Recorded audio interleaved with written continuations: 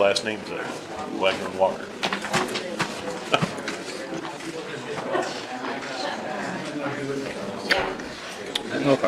All right, we'll go ahead and get started. We've got a couple administrative things to take care of before we jump into the agenda.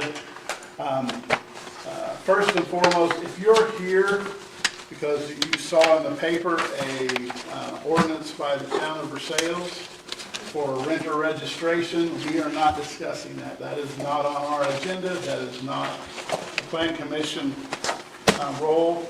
It is purely a town of Versailles, and if you have interest in discussing that, their next meeting is the 11th at 7 o'clock, correct? I believe that's correct, yes. And that's where you would go if you want to discuss that. We're going to go over the town ordinances and things like that. But the first thing we need to do, Steve Youngman stepped down a couple weeks ago. Greg Wagner is the new Napoleon representative. And a week ago, at a special meeting of the Plan Commission, we appointed Derek Walker as our executive director of the planning for here in Ripley County. So I wanted to make those two introductions. So we were without a president, and I don't want to sit in this seat any longer than I need to. So Jeff French and I are the nominating committee. We would like to make a recommendation or a nomination of Todd Alt as president. And then I will open the board up if there's any other nominations for president.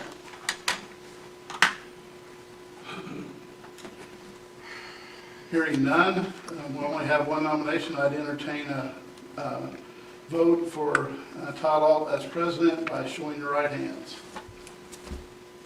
Unanimous. Congratulations. Did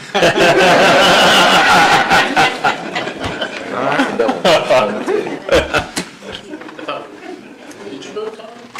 Can I vote since it's a motion on myself being elected? Normally on elections, A candidate could vote themselves in a general election. well, yeah, sure. I guess it's a. Yeah, sure. Sure. You don't want to throw your vote to make it not look so much of a blowout. Yeah. Either way, it's not gonna make much difference. Yeah. Congratulations. Well, thank you. All right, so we need a motion for the approval of the minutes as presented by Vicky last meeting, if everybody got a copy of it. So moved. Got a motion from Dave, is there a second? Second from Doug. All in favor, signify by raising your right hand. Motion unanimous. All right, so the first item up for this evening is the town of Milan, the mapping. This was heard at the last meeting, but there wasn't a majority vote, so therefore it just got redocketed for this meeting. So if you would, step up to the podium.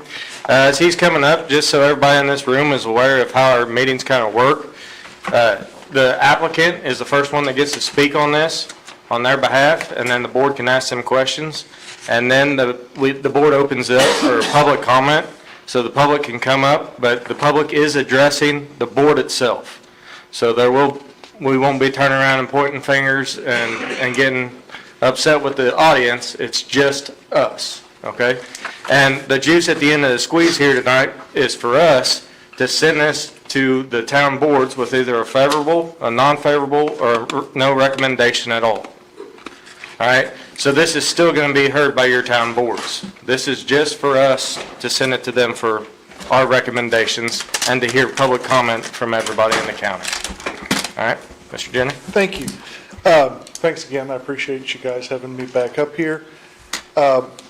If it's okay, I may just go ahead and try to, because what we've done is we've submitted some proposed changes based upon what some of the representatives from the town boards have indicated.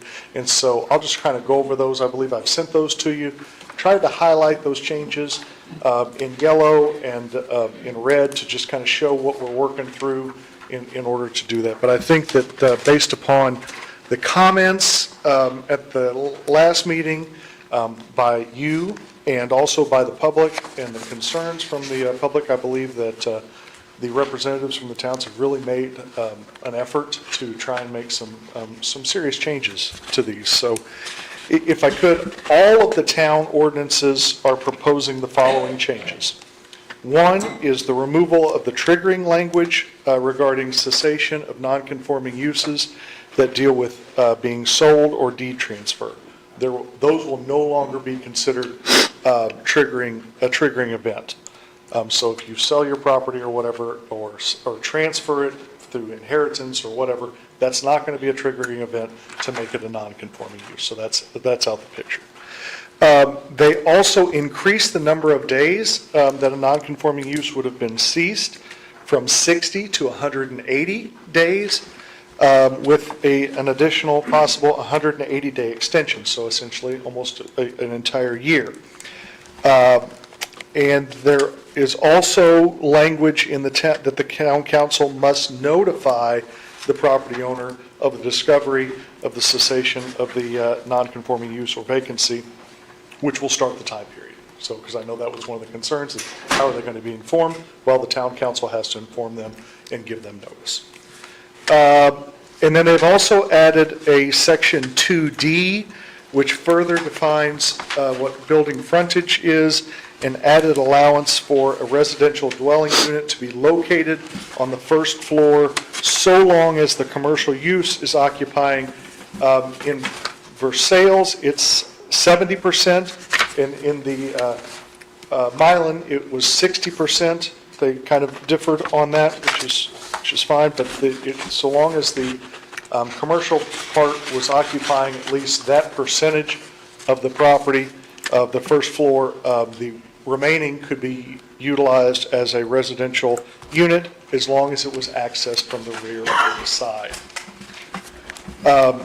Versailles has proposed an addition to section 2B, which further clarifies that the buildings originally are designed as single-family dwellings and currently used for other purposes may be converted back to those single-family dwellings. I think that was allowed pursuant to what the language was, but I think that does further clarify it. And I've also talked with Milan as well, and I don't think they have any issue with that clarification either. Osgood has proposed to delete language under section 4 regarding excluding multifamily housing from general business and local businesses, and replace that with the following. Multifamily dwellings established after the date of this ordinance shall not be allowed in GB or LB. So after the adoption of this, there would be no new multifamily dwellings in GB or LB. The continued operation, maintenance, and renovation or reconstruction or transfer of any lawfully conforming multifamily residence use existing as of the date of this ordinance or prior to will not be affected by this. So what you have now continues. They can reconstruct it, they can reconfigure it, they can do whatever they need to maintain it and it continue on. Also, again, still has the same language of transferring. And it is to direct, just the idea behind this is to direct future multi-family residential development to other areas properly zoned. So I hope that the board is considering of the changes that they're proposing. These ordinances will then be proposed for adoption at each town meeting. If they would have further changes beyond this that would be made at those meetings, then it would actually come back to you guys. And that's just kind of the way it goes. So I'm here. I know you brought up Milan first. I'm here. I can answer any questions on Milan if you want me to do that first, and then I can get up for each successor. But I just kind of wanted to kind of outline what those changes were. Can I ask for a little clarification? Yeah. So, and Osgood is the only one that said they didn't want multifamily still in GB and LB. That's correct. But section D, what happens if somebody comes in with a proposed three-story building with commercial storefronts on the lower floor and 7 apartments on the second 2 floors? when they say they want no multifamily dwelling, does D contradict that?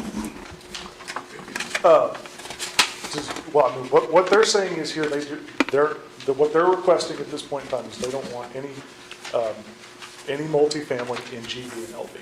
It's going forward, new.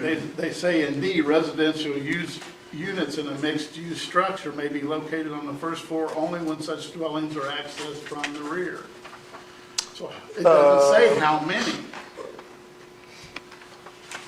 Well, that is strictly referring to the storefronts in the overlay. Because those are able to occur. Because those are already mixed-use buildings within the overlay district. Could somebody come in on a vacant lot and build a mixed-use building with storefront on the front? I do not believe so, because that would be something new. Okay.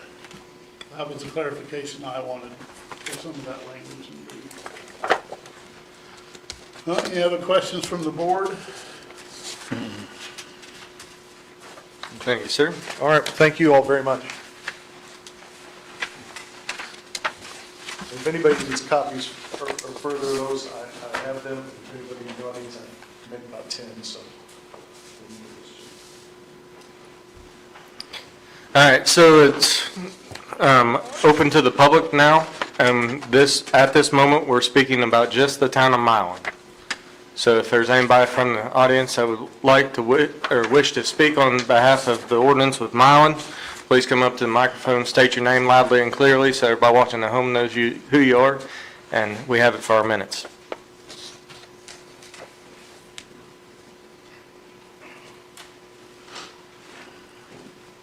Hello, how are you?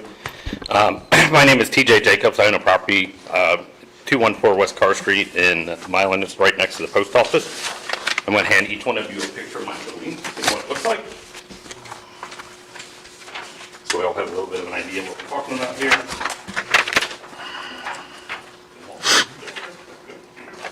Congratulations, Bob. Oh, thank you, sir. Usually that only happens if you don't show up to the meetings.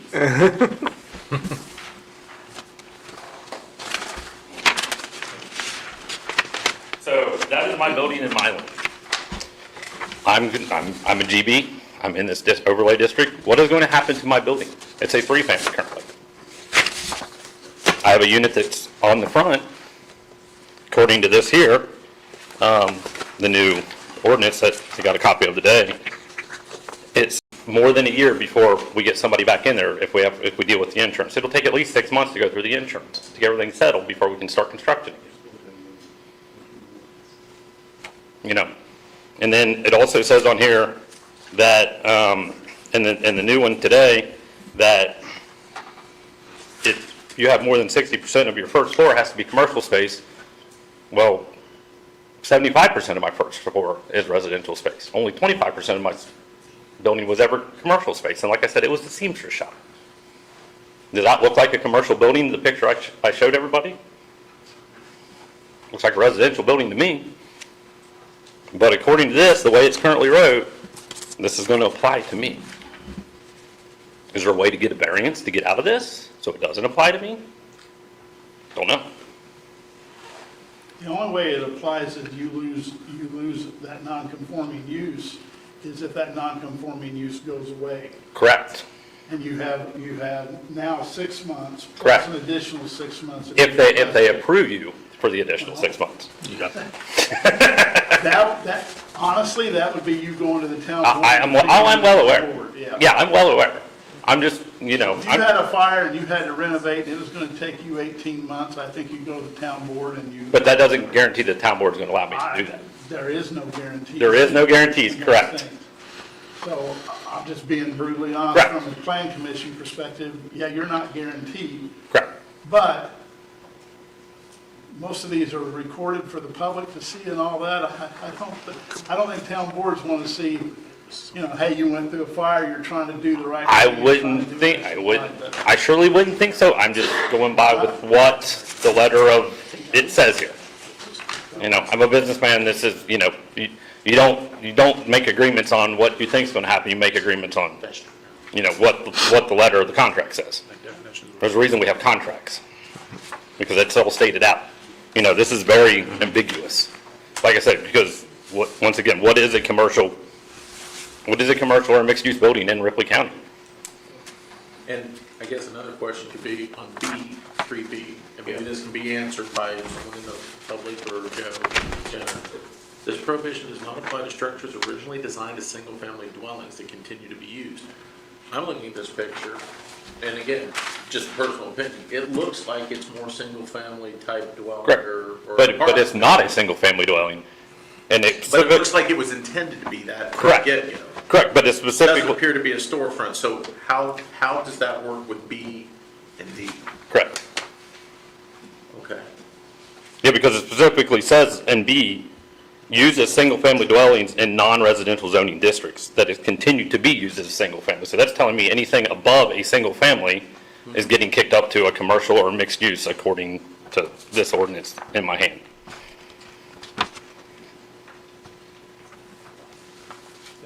I see that point. It makes me think about 3B.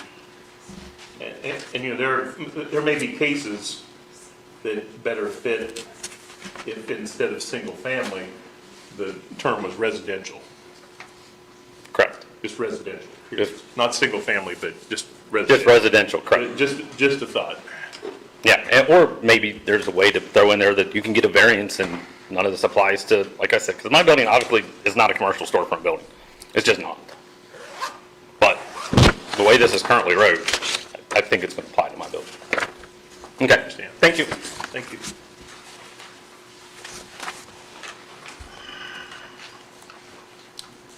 Is there anyone else from the audience that wishes to speak on behalf of Milan?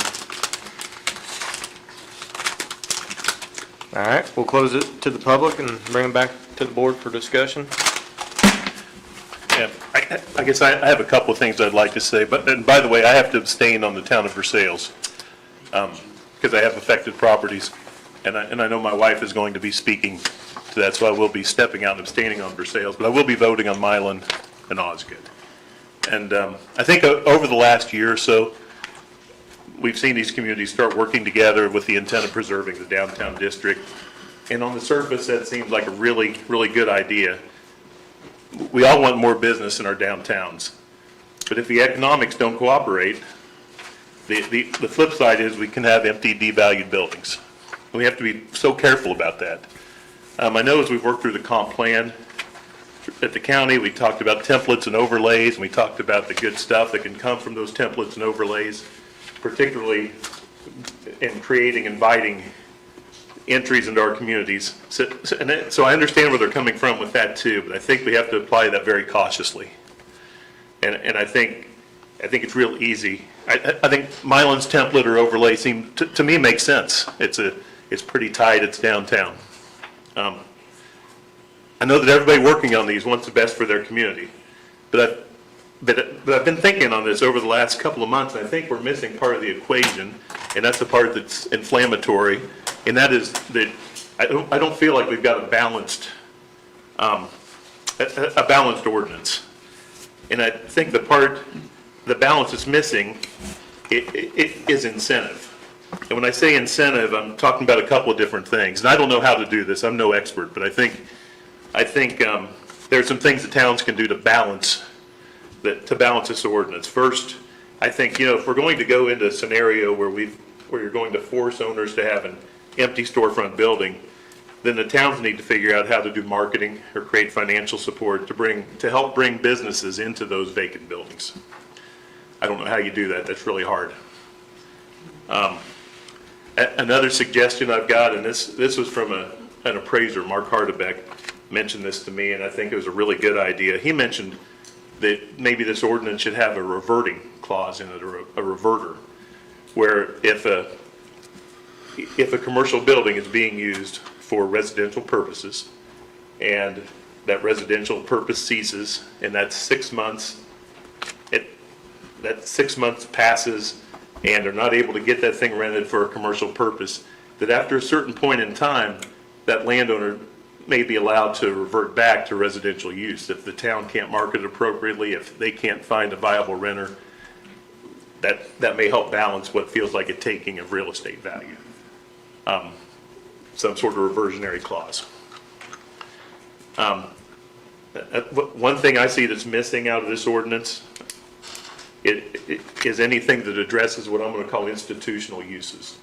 And that's sort of a hard word, but that's kind of it broadly encompasses things like churches, government buildings, schools, Masonic lodges, things that we see in our downtowns, which are great big buildings that aren't really glass storefront buildings, but they've got a use that's kind of unusual in the community. You know, it's I know we see a lot of these big churches starting to fail, and they've got to have a reuse, and it's not always just a reception hall. It's not likely to be another church in a lot of cases. What do you do with those? I think that's kind of a gray area. And then the last thought I had was and I know I've mentioned this to John, and I think that John sent an email out to the towns, was that we use the term non-conforming use in here without really defining what that is today. Today, residential uses are not non-conforming. Residential uses are conforming in our code today in all the business districts. So as of today, you're allowed to have a R1, R2, or R3 in any business zone. So I don't know. That might just take a little addition in there. And I guess ultimately, I think I'd like to see this go back to the towns and have some of those things thought out a little bit better, figure out how to balance this ordinance, how to make it a ordinance that works for both sides. Can I speak on that too when you're finished, Jeff? Yeah, I'm done. Thanks. I'm Deb Shoemate, Town Board President of Milan, and that is something we have considered, and we want to work with our property owners, especially that are going to be affected by this. So one of the things we are actually in the process of doing is another, and I think other towns have done this, a facade grant. So we're going to offer 2 a year, $10,000, it's a $5,000 match up to, so if you have a building, the town of Milan will pay $5,000. If you put the other $5,000, there'll be a process, there'll be an application. So it'll hopefully help those businesses. I know it's not a lot of money, but it's something. And we want to reinvest in the town, and it's going to be, it's not taxpayer money. We have put our funds, mainly our riverboat, because our riverboat has gone away. So it's kind of been going down, but we ended up putting it in, and I cannot think of the fund, but it's basically an account that earns interest. And we've earned, excuse me, for the last few years that we've done this, we've earned like $14,000 a year just in that interest on that. So we're going to take $10,000 a year and put it, because it's kind of built back up a little bit. And we're going to take $10,000 a year and reinvest it into our property owners in town. And at some point, once we maybe can get the historic part looking nice, we might even start working with homeowners and trying to encourage more homeowners and doing kind of a facade thing or, that as well to improve and to try to encourage more homeowners than renters and that kind of thing. And so that's just some of the things we're looking at doing. But I do think you brought up some good points, and I'm willing to work with whoever is, that I think we all have an idea of what we want things to we want to grow, we want to be appealing, and want people to want to live there, be proud. So, that's just kind of some of the things we're looking at doing to help these owners. So, that's all I've got. With his comments about possibly being able to revert back to a residential if we can't get would that be something that the town, because I know last month there was quite a few people that said, well, that's taking my rental income and I don't want to lose my loan to the bank and I don't want it to get foreclosed on. So is that something that the towns might entertain? Time frame. I think there could at some point for Milan, I would say, could be a possibility of a time frame. I think it's got to be more than a year, obviously, because you have the year to try to go back to, you're going to have to go back to the commercial part, right? So you need at least a year to try to rent it again. And if you, maybe after that, I don't know what that magic number is, but I'm not opposed to looking at that at all. I can't speak for Osgood River Sales, but. Yeah, and the only other thing I would say to that end is that it starts to become pretty, it could become very difficult because you could be parsing, okay, what is actively trying to rent, all of those types of things start to come into play there. And so that could, I'm not saying it can't happen, I'm not saying it could, but it could be very difficult in some ways, in my opinion.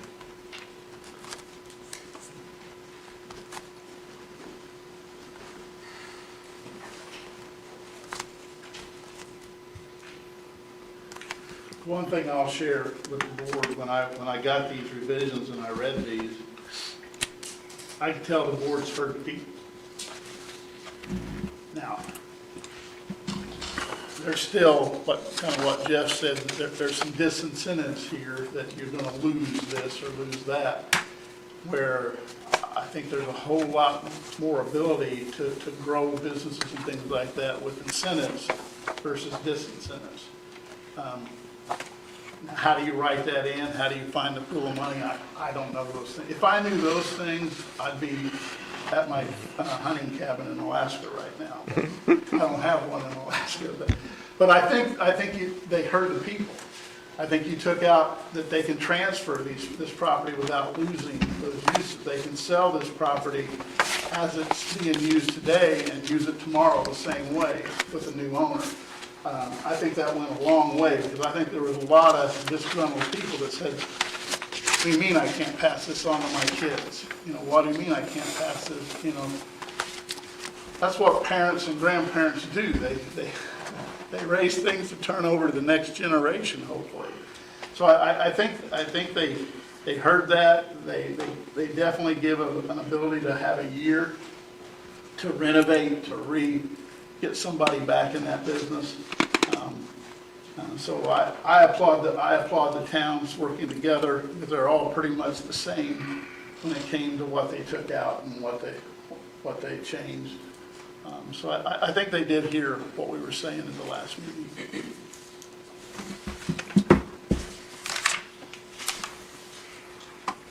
Is there any comment from the board, or I'll entertain a motion to send this to the town of Milan with either a favorable, a no, non-favorable, or no recommendation?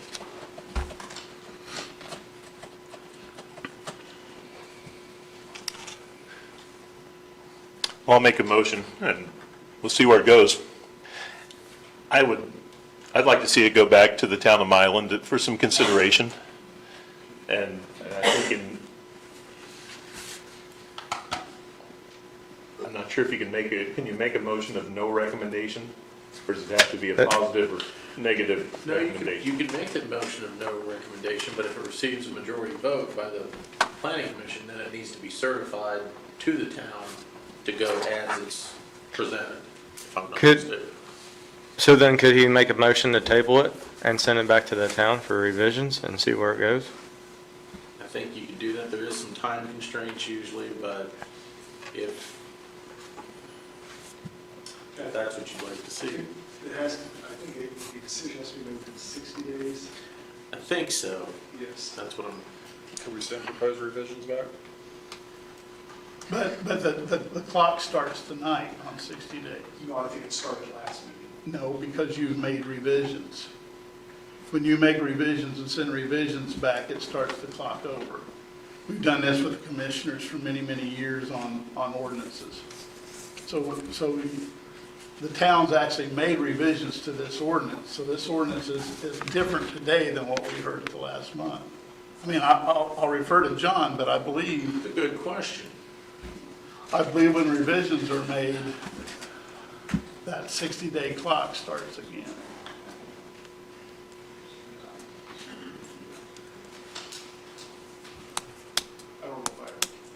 I don't know if I technically agree with that.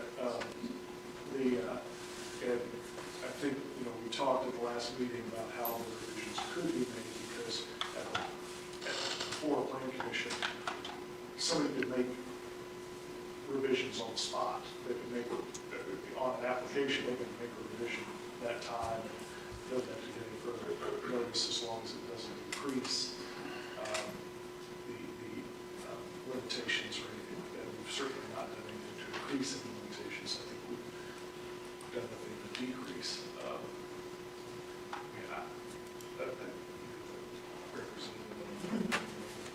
When is your next meeting? Let me ask that. Of course, it's next week. No, I mean, when is your- We're the first Tuesday of every month. So where does that put us on the time frame if the 60 days rule were in place?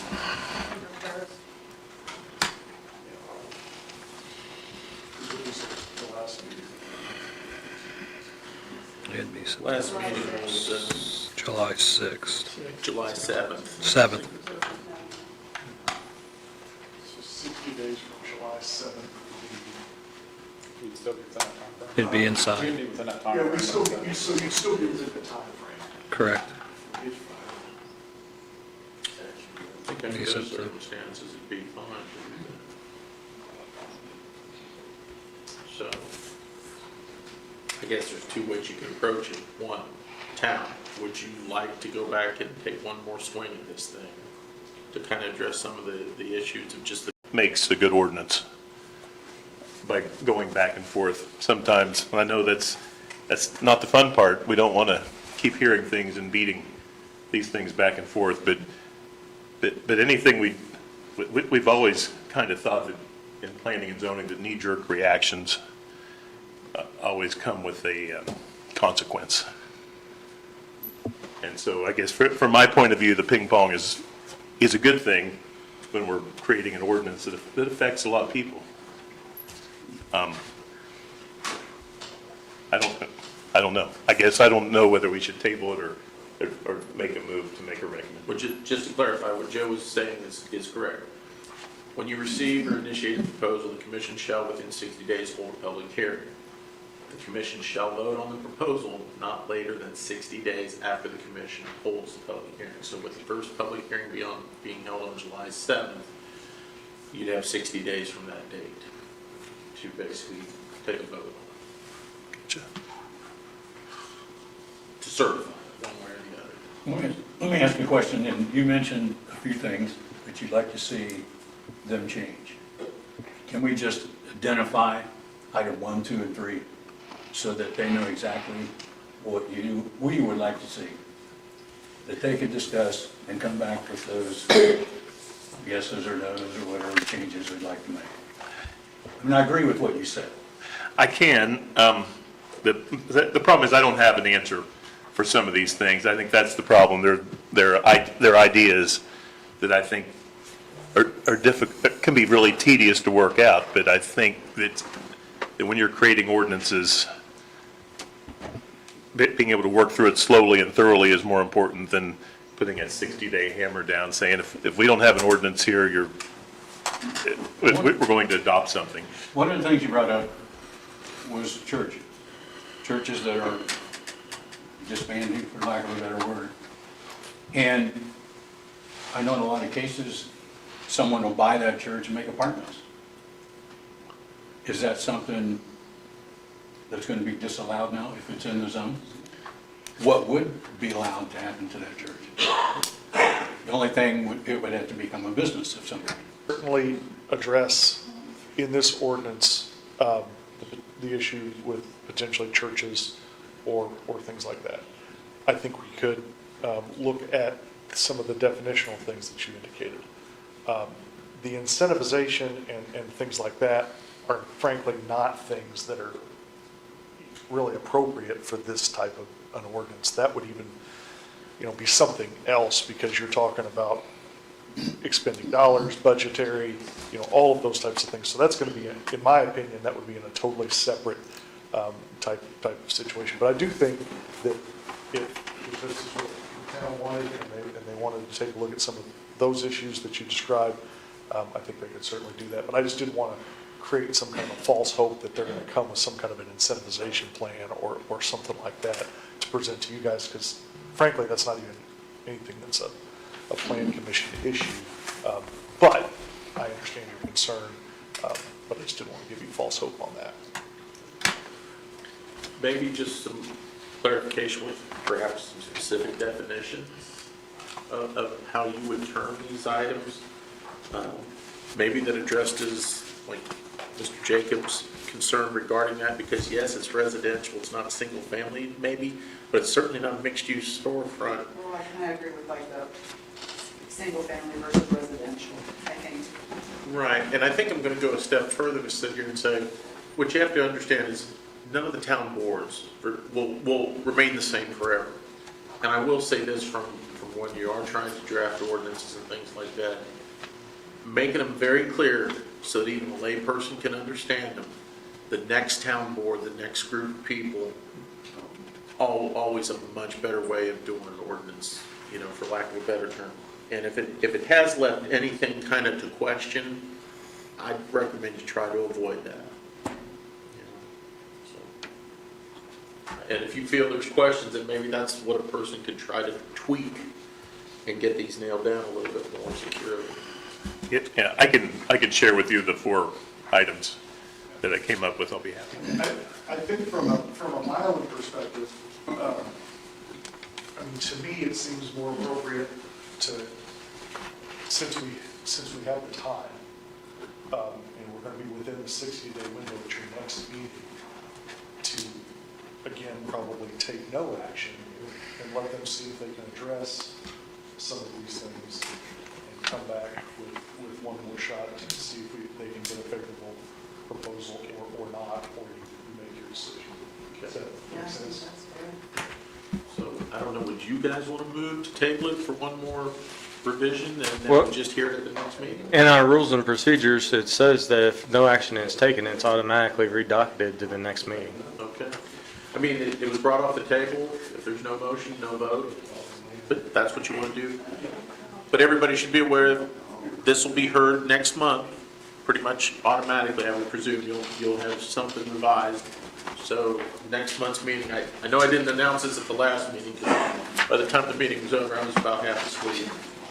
But I believe that would be September 1st.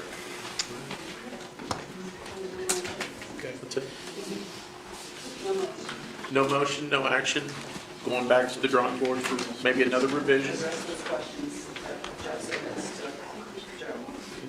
We can probably share whatever those comments are through the planning commission office to Joe or whoever. Yeah, so.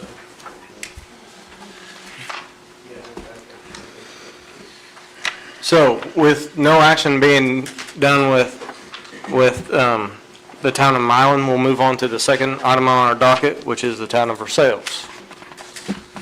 So Jeff French will be abstaining from this. So then, Mr. Jenner, you're up again, or do you want to?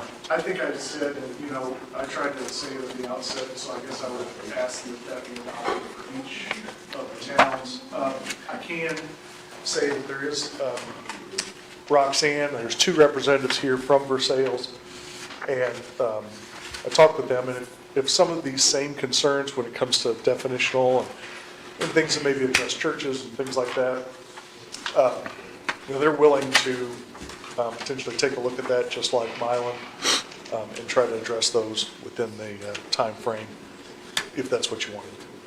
But I do think that they've come a long way in where we were and listening to what people have to say. So I appreciate it. Absolutely. Mr. Jenner, just for logistically to save our 60-day window, do you want to open it up to public comment for anything that anybody from the town of Versailles that has anything further other than Jeff's recommendations? I think we need to. I don't know that I get that choice. Yeah, I think we need to. Well, before we say no action is being done. Yes, that's, I think, totally up to you guys. If you guys want to hear from folks again, I would hope that we wouldn't have to hear this every. We have the power to be able to say anything new or anything that isn't already stated in the town of Milan's perspective in our dialogue back and forth for everybody in this room. So, Is the board okay with opening it up to the public? Okay. Just for clear, it's the one that was submitted on July 28th that has some green highlighting on it? That's the most up-to-date one. All right, I'm getting rid of this other one. Yes, thank you. Okay, so is there anyone from the town of Versailles that would like to make a comment further than what we've heard about Jeff's comments and dialogues back and forth with Bonnie? Okay. I have some comments that Mark Heidelbeck said I could share with everyone. Oh, sorry. There we go. Okay. He's going to write a formal letter and get it to me as is Clinton Nuring. There you go.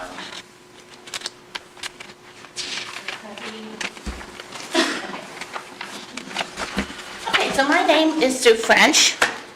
I'm a property owner in the affected areas of both Versailles and Osgood, and my concern that this ordinance is based on the assumption that restricting first-floor residential use will create a stronger business district. But where is the evidence that supports this assumption? Communities grow by attracting people, people need housing, residents create demand, and demand supports businesses. That is the basic economic of local growth. This ordinance limits the first step in creating a vibrant downtown. Our Planning Commission identifies the need for additional housing, while Indiana and national planning organizations recognize the value of flexible, mixed-use downtowns. This ordinance moves in the opposite direction by limiting housing options. No evidence has been presented that prohibiting apartments will create new businesses. Simply creating commercial space does not create demand. The town created an industrial park, but that did not bring factories or jobs. Versailles already has 13 to 15 vacant commercial buildings. Zoning can guide land use, but it cannot create business where demand does not exist. Mark Heidelbeck and Clint Nuring, both certified appraisers who serve on the County Property Tax Assessment Boards of Appeals, stated that this ordinance would increase vacancies, reduce property values, and weaken the local tax base. Mark also shared Aurora's experience with similar restrictions and the unintended negative effects that resulted. While there is no evidence that this ordinance will achieve its intended purpose, there are legitimate concerns about its consequences. Reducing flexibility and increasing restrictions can result in higher cost, fewer available rental units, deferred maintenance, and vacant buildings. Over time, this changes the character of downtown from active and thriving to experiencing declining economic activity and investments. Most successful downtowns understand that occupied buildings contribute more than empty storefronts waiting for a future business. Residents support local businesses, increase daily activity, maintain properties, and strengthen the community. This evidence does not show that the ordinance will create a stronger business district. It does show the potential for unintended harm. I respectfully ask you to send an unfavorable recommendation for this ordinance. Thank you very much. Thanks, Sue.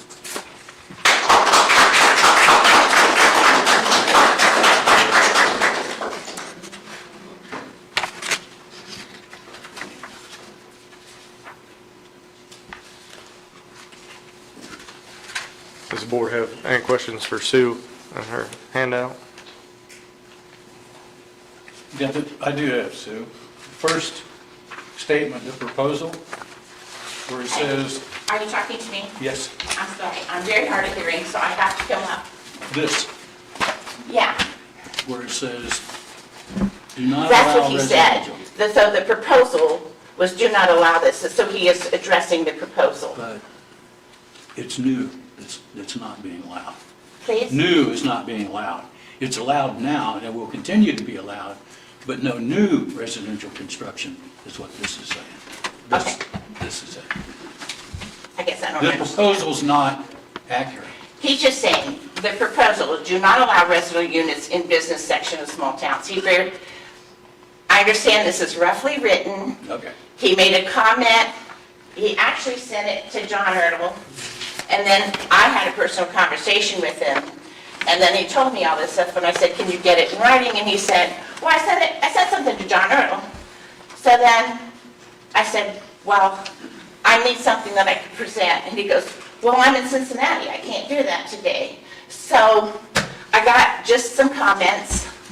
I got his permission to give it to you. And I asked him if he'd send me a formal letter with a little bit more, better wording, and he said he would do that for the town. But, does that answer your question? Thank you. Okay, I thank didn't you. present it because it wasn't signed at the time, or anything of that nature. If I may just, I do just want to be clear, though, this ordinance does not affect, or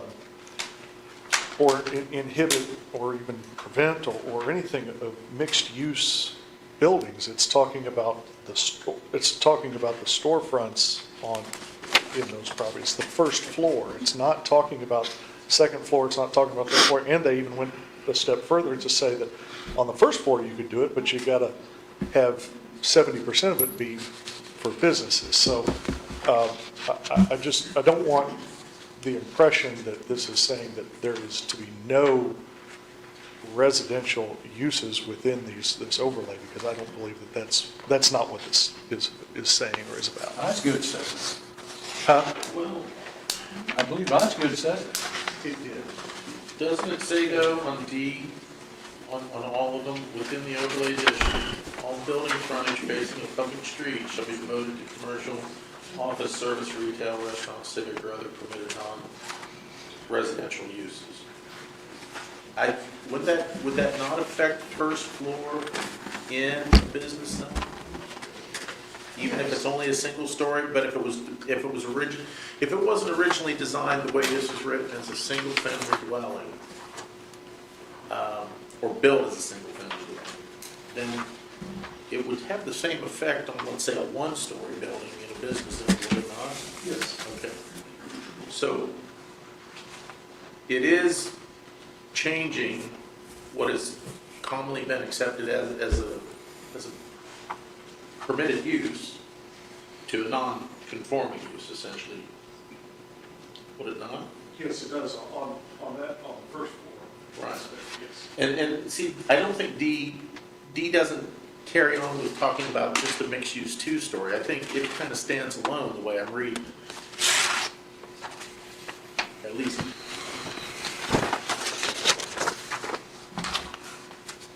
You go on in the second paragraph, you say residential dwelling use, mixed-use structures may be located on the first floor only when such dwelling units are accessed exclusively from the rear or side building. Yeah, I mean, I think that could still be, no, I mean, I think that could still be in any building,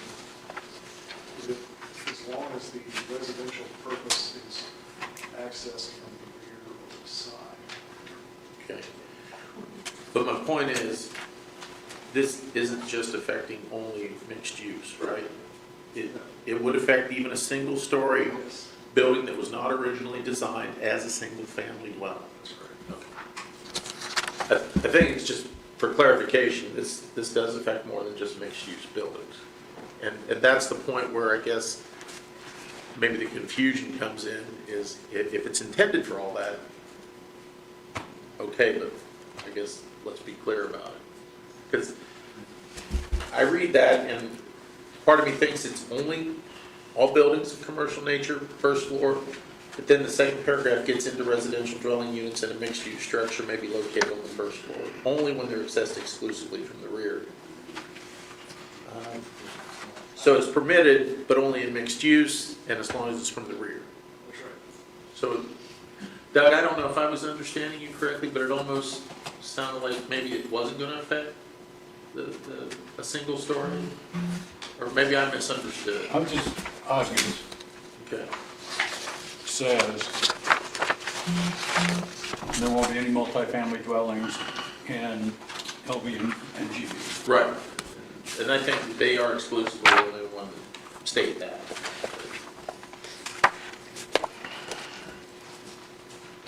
And I still think what David mentioned, if someone wants, there's a lot in town, someone wants to come in and build a small apartment building, with storefronts on the first floor for a jewelry store, a bakery, or anything, that's great.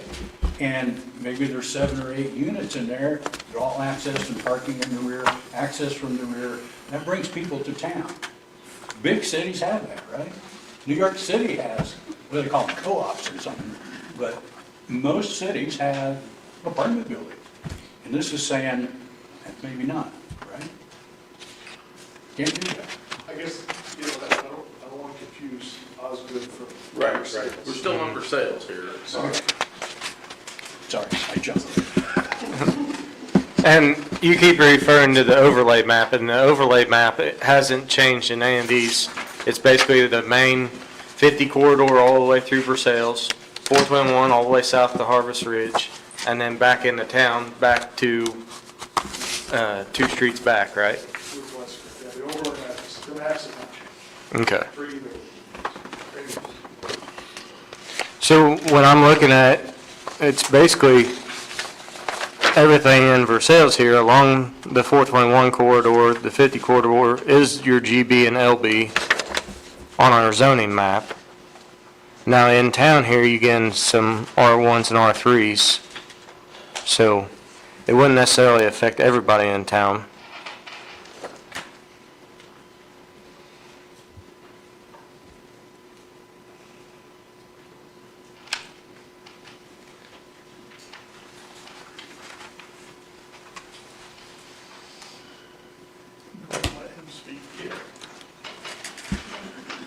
I'm Jim Bosteed from Versailles. When the last meeting, I asked about your guys' when you vote on this, if it mattered. I don't remember, how was it that we voted for Versailles? We didn't have enough votes to vote. Okay. I say that this needs to be in the worst form down because they already voted it in. That's why it's in the paper Thursday. That was a separate ordinance. That had nothing to do with That wasn't this. Well, no, but I think this should be shot down. Otherwise, I just think there's a lot of overreach. And like I said at the beginning of the meeting, it's not up for us to shoot it down. We can send it with an unfavorable Well, that's what I mean, recommendation. however- So that's what you were asking us to do. Right, that's what I asked the last time when we were here. Yes, sir. And, you didn't send it unfavorable, but they still signed it into law. So it's like, That's not true. This No. isn't signed in. It was a completely different thing that they signed in. okay. But It was a rental contract thing is what. right, but I the paper thought that's read. what we talked about last time. Maybe not, I'm confused. No. Okay. This is strictly on storefront Right. property in their overlay district, which you own rentals down 421 corridor, right? So it would be, but all of yours is actually in R3, I believe. Okay. So It as of, just- It just seems like a lot of overreach. I know it's not you guys, you're doing your job. It just seems like it needs to slow down a little. All right, that's all I got to say. thank you. Is there any other, or are there any other comments for the town of Versailles?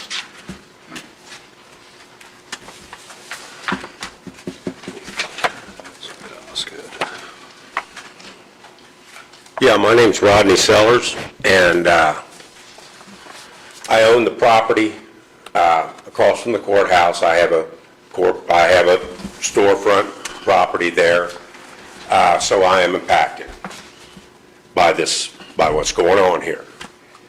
And I personally agree with Sue French. I've been here for since '91.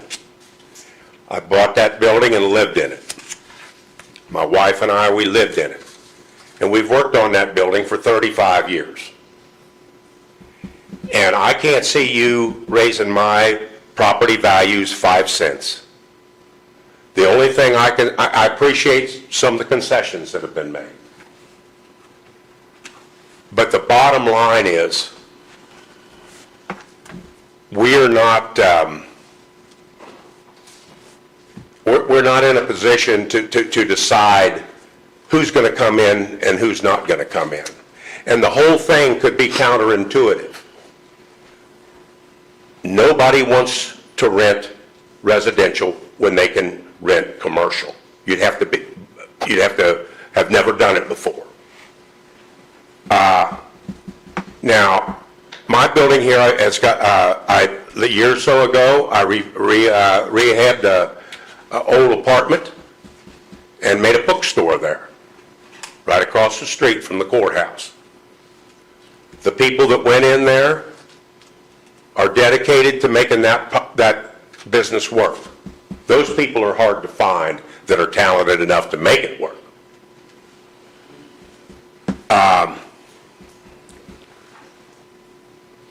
They wanted to expand into said apartment. If I rent it to them and they go belly up, which, I mean, there ain't no rich man nobody getting rich in these little town stores, you know what I mean? At least a little guy. And what has happened here is we're going to wind up renting that as an apartment because we can. And if we don't, we can never do it again. And if you went and opened the doors of the place, it's a beautiful apartment. I've got to gut that if I let them have art lessons or something in there, then I've got to gut it and let it sit until somebody comes along, which I was there from 91 till 3 or 4 years ago. And when I moved here, I was the only person on that square, other than John Everidge, down on the other end, that was open, Paul Gardens. And it's been that way on and off. And all my maintenance, all my roofs, everything I've ever done to maintain that building, redoing the cornices, everything I've ever done, rebuilding the whole front, is done on renters' money. And if there wasn't renters' money, it would be laying in the street. That's all I have to say. Thanks.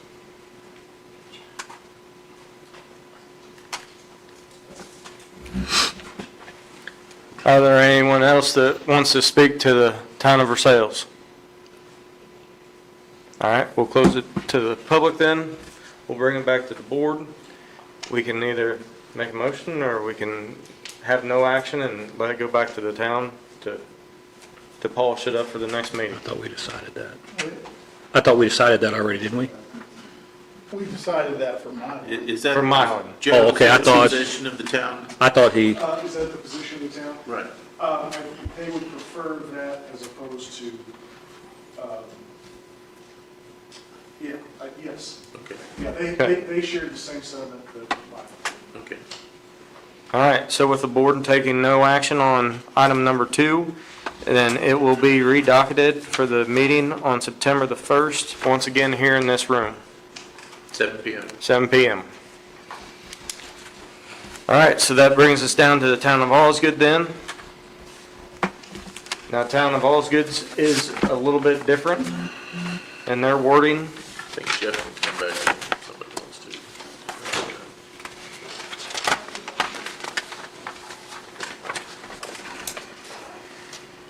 Joe, can you speak to how Osgood's verbiage is different than the other two?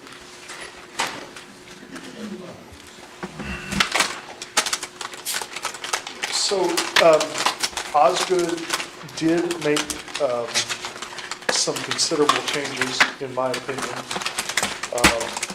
They made all the same changes that would pertain to cessation of non-conforming use, extending 60 to 180, and an additional potential 180. They also have the same thing with regard to the 60% gross first floor area. The biggest difference in Osgood is section 4, where they deleted the part to exclude multi-family housing from general business and local business, and changed that to, essentially, they want to exclude that going forward, but anything that is currently there will be able to continue, will be able to continue to be rebuilt, could be maintained, all of the above in its current condition, so long as it was a lawful conforming use in that area. So that is the big change between the two. And they also took out the portion of not being able to transfer by deed or sale. That would continue. That will be allowed. So, do you have any other questions beyond that, or is that helpful?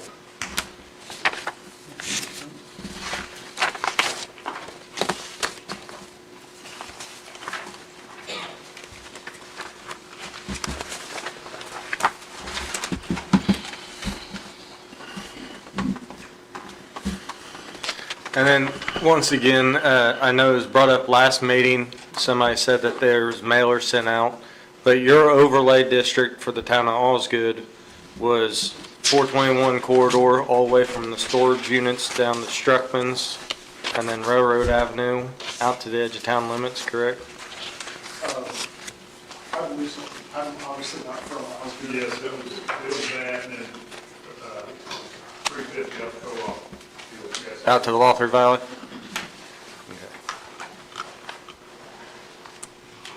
All right, does the board have any questions for Mr. Jenner on Osgood's? Yes, I do have a question. And it's just for clarification.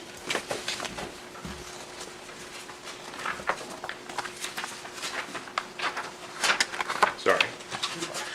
Under section 4, if there is an existing multifamily facility, is it allowed to expand under this ordinance, or does it have to stay at the existing number of units that it currently has?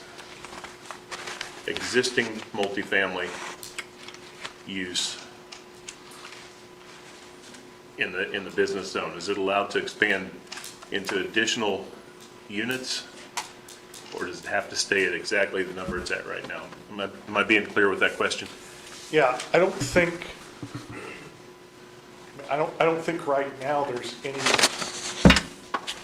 I don't think they would have to come before any body to expand the number of units, because it's based upon the parcel. And so I don't see where that would be, if they wanted to expand on that parcel, I think they could, I believe that they could do that. They could do that? I believe so. Because I don't think there's no restriction. There's no language to that, or Yeah, there's no language in that. But we could certainly address that and make that more specific if that's what you, is your concern that you would, that they should be able to do that, or?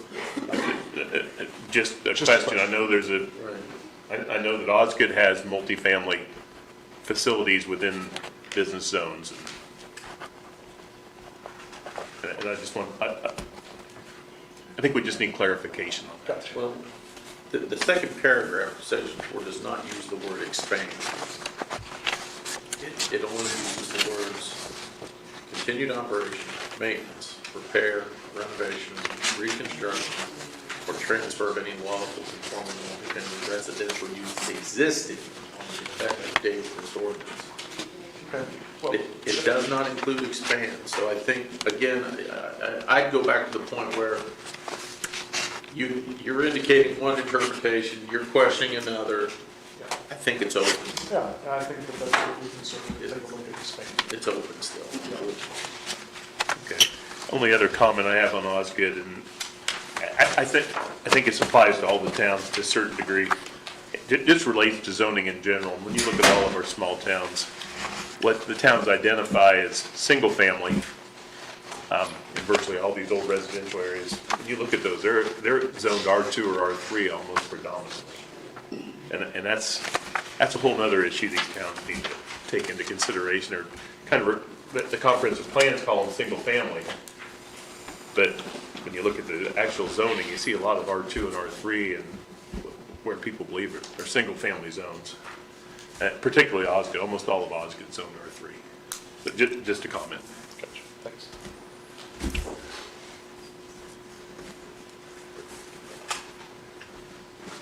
On a side note, real quick, I like that verbiage in there, renovation and reconstruction. I think if you put that in the town of Milan, that would help Mr. Jacobs on his worry about if it burned down. Just, I happened to read that and think of that, so.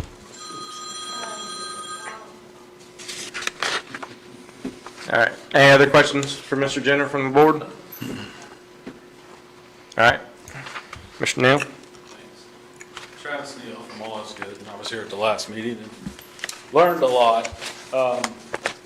And I do appreciate the town's listening to us to some extent. But I also would question greatly in the transparency that has happened since that meeting. I've pretty much in touch is where we at on this, where we at on this. Wasn't discussed at Osgood's last town board meeting, never brought up, no dialogue. Was told as late as last week it's a moving target. We don't know for sure, nothing's set in stone, but yet you come here tonight and they're asking for a recommendation. I think Mylan did do a spot-on thing in the beginning of this, and I do agree with a lot of aspects of this, revitalizing these downtowns and keeping them nice. Osgood's invested millions of dollars in their downtown. I get it in these other towns, it looks great what they're doing down here. But I think the focus was lost. When you start taking your downtown district and you run that the entire length of the town, they're actually running it out past the big commercial park that they put in that has had nothing built in it. It's been cornfields ever since they invested money in it. There's buildings open downtown, and there's people investing money in doing that. So to incentivize them and keep them, I think is a great thing that Jeff brought up in the beginning. If there's incentives to do that, and if there's businesses who want to come, I can tell you I'd be one of the first guys to invest and want to see that. I think also there's buildings in town, and he hit it spot on. He's got a store, if he has a storefront over here, that would like to expand. The owner of the property is technically penalized. I mean, why would you take a risk that you're going to rent to a business, that it fails, and your hands are tied?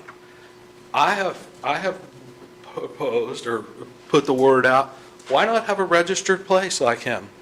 If he has a registered residence there, and it's registered going in, hey, this was a residential property, and if you want to take that and rent it to a business, but it was a residential in the beginning, if you can get a business in there and incentivize them to have that business, wonderful, bring the business, bring them on. But a guy can't be tied. It would be asinine in your business decision to rent that, even if you're getting $100 more a month out of commercial. We'd all rather have commercial. It's typically a higher price per square foot, greater return on investment. But why would you gamble and take the risk when so many of these small town businesses fail? We are not a Lawrenceburg. We're not an Aurora that has those magnitude of people. We don't have the Madison River. Madison's done a wonderful job. But they've got that downtown history. They've got that atmosphere. They've got that going on. You know, it's disheartening to see, and Scott's my uncle back there. Everybody knows that. But he's done a great job. He owns all these properties in town here, and he's brought businesses to town. He's built a tremendous commercial building out here that's been a good asset to the town. Pizza Hut left. National chain left.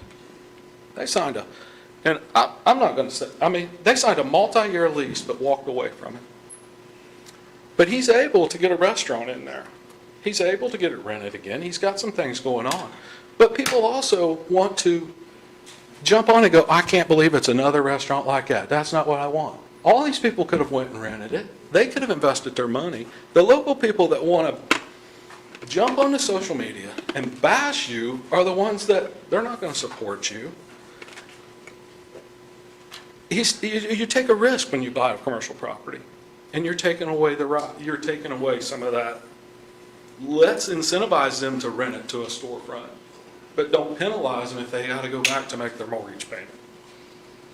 I think that would be a huge thing if the town could do. And my gosh, Versailles they're getting more ordinances than they're gonna know everything going on in your bathroom.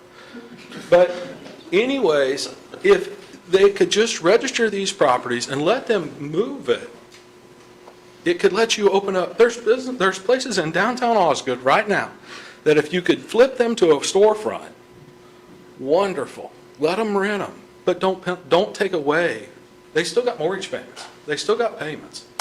So that aspect is one that I think should be sent back to these towns and listen and look at that and see, is that an incentive we could offer? Secondly, when you look at what Osgood has done, that downtown is pretty. But you're stretching your the zone is way out of the downtown district. I too have hired I had an appraiser, met with an appraiser on my properties. And the question that Jeff posed in the very beginning was the first question I was going to walk up here and say. If I have a multifamily property that I will have the ability to expand on, a year ago, building permits in this county would have cost me $3,000, $4,000. With Jeff doing site work and all this stuff, everything, $3,000 to $4,000. The town of Osgood knows I'm in the process right now of doing a home health agency, elderly deal, all this big building. I've been talking to them for a year and we're getting close.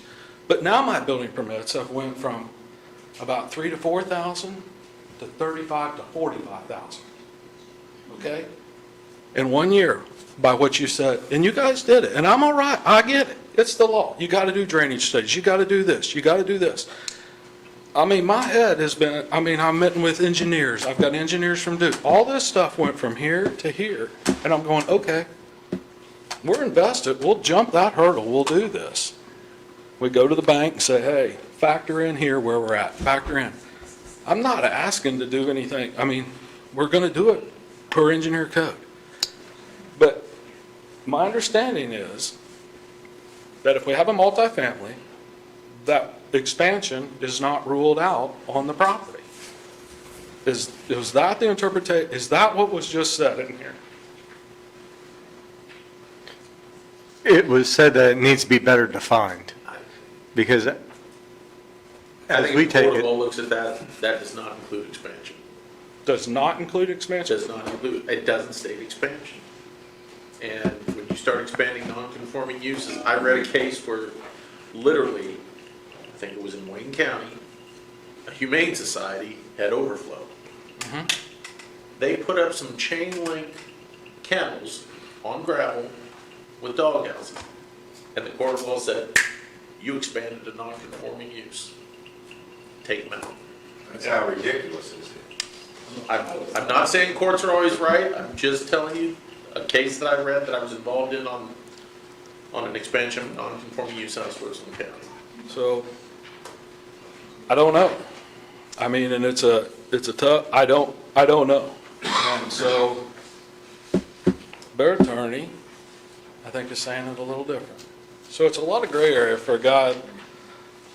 I got assets, we got businesses, but to keep funneling every month that you got to factor in for attorney costs and calling up an attorney and checking on all this, it's being here 2 Tuesday nights. We all work and do things, and I'm confused. It's like the town may take this and they're wanting your recommendation, because what they ultimately want to do is go to the planning and zoning. They said this is right. They want to go, they agreed with us, and they're going to use that. That's the leverage to go to the town. Why would there not be a final proposal that's drafted? Take the property owners that they have an open meeting with them. Discuss dialogue and interact. But it's all been done behind closed doors. This wasn't even available yet this afternoon, I don't think. You didn't ask for it. We called it, asked. Yeah, I got it now, but it wasn't, was this available in your office this morning? It's been available for 2 weeks. Okay, because when I was, okay, so, but I think Osgood needs to really look at their district of what they're doing. Obviously, it's a big terminology to me on expansions or non-expansions. But they also need to say, when you're taking away a property owner's, they are taking away my rights as a property owner I currently have right now. It is a taking of my rights that comes with cost. And it comes with a cost. So I have no idea what I'll do with 3 acres of property that was bought with the sole purpose to do this. So I would strongly ask for a tabling at least. I think Osgood's really overstepping their bounds in changing the county ordinances, because my understanding it'd be the only place in the county that would have this in effect. Is that true? He's not even zoned. Section 4 is Osgood, this, The exclusion of multifamily housing, yeah. I believe that's the only one that has that. And there's one piece of property that's truly affected by it. So, that's where we're at on it. So if this goes back to the towns to work on, basically the notes I took, you want to confine the overlay. You don't want it reaching its I fall. mean, it makes no sense to have the overlay run. Okay, and then would you would like them to entertain going back to residential if it sits commercial for so long? Let's take the building just north of Osgood, for example. It used to be Henry Youngman's, Steve Youngman's dad. Half commercial, it's always been a commercial business. It's half commercial right now, okay? Half of it's rented residential. Was commercial. Why in the world would that owner, if a business wanted to come in and rent the other 50%, walk-in business, door, walk in, everything's set up, everything's good to go for a business. Why would that property owner want to take the risk in taking it, if a renter moves out, putting it in and letting a business come in, knowing he's done? He can't go back to residential. Propose, and all these towns I think should look at that. If you have a current storefront that is residential, he's a prime example. He's got that bookstore. If somebody really wants to expand, let him do it. Bring the business in. But let him have it registered that he could also, if it fails, that they could go back to residential. Don't slap him on the hand for taking the risk and incentivize. It's some sort of an incentive for him to rent it. He may be able to get a little bit more money a month. It may be a better bookstore. It may be a better retail. But he has said it. He's not going to take that risk. And I think there could be, if they're going as far to register these properties, what they are, it's, look at them and do it. But I also think the property I'm referring to is completely out of the downtown district. I mean, the downtown district is never, the whole goal of this, in the beginning, I believe, was downtown district. This is the entire town of Osgood. I mean, every major road in Osgood is changed. It's not in Versailles too. Milan did it right, in my opinion. They did a lot of things right. Their overlay, lay it over to downtown. This is your downtown. It's not out past Super Val. That's my opinion on it. And then you'd also like to see 4 just completely scratch your multifamily. Absolutely. Okay. I mean, you take the property across from me, the Bomber Zone, big field. Let's say a retirement center wants to come in there and buy that. Maybe we could get a Ripley crossing in Osgood. You immediately say, no, you're not coming here, because you can't build there. I mean, Are they currently, LB, what's he zoned at over there, do you know? Off The first- your head? it's GB or LB right off the highway. I mean, we tick-tock back and forth between LB and GB, and I don't know, I've had to rezone to do a paint booth, I've had to redo this for that, and all these little tic-tac little things. You can work on a car, you can change the oil in a car, you can do all this, but you can't put a paint on it. And it's like, some of this stuff gets really tic-tacky, and I just don't know, I mean, it's hard to keep up with. But taking away my rights when you buy a property,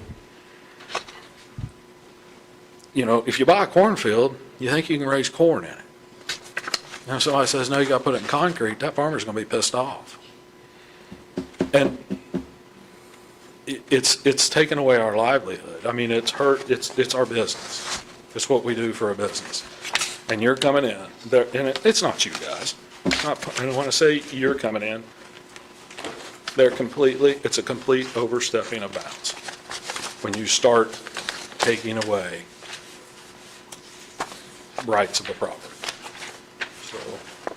So it's concerning that we would be actually even entertaining it. And had we not fought this the last meeting,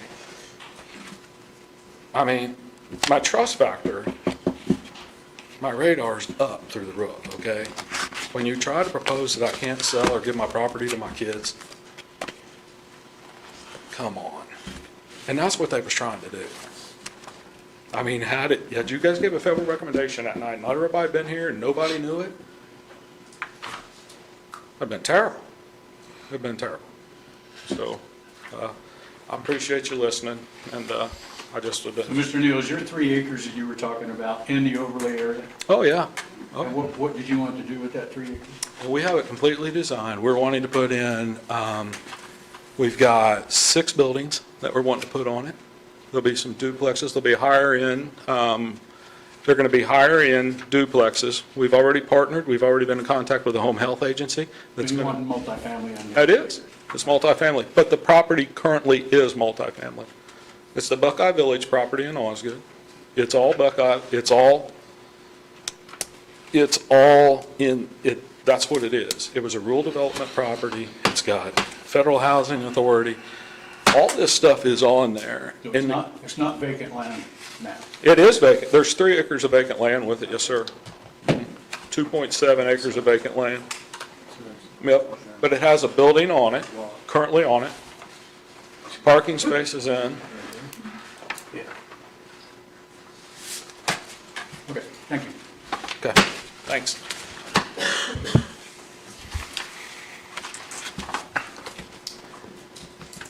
Are there any other comments for the town of Osgood and their ordinance proposal? All right. So, up to the board. Well, Joe, is Osgood in the same boat? Come back next meeting? I believe so, yes. I would say let's handle the same one. Okay. So then the board has no action for number 3, the town of Osgood mapping, so therefore it will be automatically redocketed for the September the 1st meeting in this boardroom at 7 o'clock again. Okay. So, I want to ask you, John, for the last meeting, we didn't have enough votes to do anything. Not positive, not negative, not no recommendation. What happens if that happens in September? I think what happens is the 60 days is up and it goes back to the towns the way they presented it to us. Is that correct? I believe that's about the only way you can interpret it from what I'm reading. So if we don't take any action, our inability to take action sends it back to the town the way we had it submitted at that meeting. Yes. And I think you have to certify it, pursue it to the code. I think we basically certified by just stating what was presented and what happened. That's correct. Yeah. And if it was no action because of the lack of a majority vote, that's exactly what we were saying. Yep. And then that truly is in the hands of the legislative body of each town. Yep. So in layman's terms for everybody, our board is comprised of 11 members of the community, all appointed by different entities. We have to have at least 6 members present to reach a quorum. And then out of that quorum, it has to be able to reach a majority vote to be able to go back to the towns. Well, So, of the body. Of the Majority of the body. So it would take a vote of 6 to take action on any one of those 3 recommendations. It would have to be a unanimous vote. If you only have If there's 6. If there's only 6. Right, correct. But it So wouldn't be a in majority that- of the quorum, it wouldn't be a majority of the 6, it would be a majority of the body, the 11 members. And I, as sitting president, would then have to vote to be able to reach, would I be allowed to vote to reach majority? You can vote. You Okay. don't have to, I mean, according to Robert's Rules of Order, but you may. Well, they always have. To reach a quorum, yeah, you would have to vote. To make anything move. All right, item number 4 on our docket, the ordinance of the pods, the verbiage. Thanks, Joe. Thank you. Probably just need, I don't know how good that is, though. I thought there should have been one good clean copy. Yep. With the signature page. I don't know, which one is it? I don't see a signature page, but I see the, I may have it. You may have given it to me. If no one has a complete copy, I do not have, I just had the stuff from the towns. yeah. Mark, would you pass that on down? There's one with signature pages. I think Vic can put it in my file. hang on. Yeah. But I don't see where I have a signature page. Vic may have just put the first page in. Yes. I do have. I must have put it with some. If you want an extra copy, turns out Derek's got another original here. I don't see mine. In front of the ordinance page. Again, I don't see it. So, Basically would have been section 80.33 D, under interpretation, and then 156.501 of our codified ordinances, our code of ordinances G. Essentially, it would be pretty. hey guys, if you would, we still have 2 items on our docket here. He's trying to explain it, so if you would, please hold it down. It would basically be essentially the same definition that we had, but it would be adding sea container, shipping container, or portable on-demand storage. The pods container shall be used as an accessory building. I know there's some that exist now, box fans, things of that nature, but I think anything that's not in place. It was my understanding it was kind of a desire not to allow those to become the portable sheds or, from this point forward. There's some in existence, clearly, but can't do much about those considering that they've existed since then. But for future, this would prevent that. It's expanding the definition. Yeah, that's a good way of putting it. It's adding a few more terms to it. Yes, our ordinance was drafted in 1990, and some of the terms of it, some of the things you see don't exist at all. And obviously in 1990, nobody knew what portable on-demand storage or pods were. Or sea That term didn't exist. Sea containers weren't available on the back of the Indiana Article RV Trader for a few $100 a pop. Is this good open to public discussion or? So is there any questions from the board before we open it up for public discussion?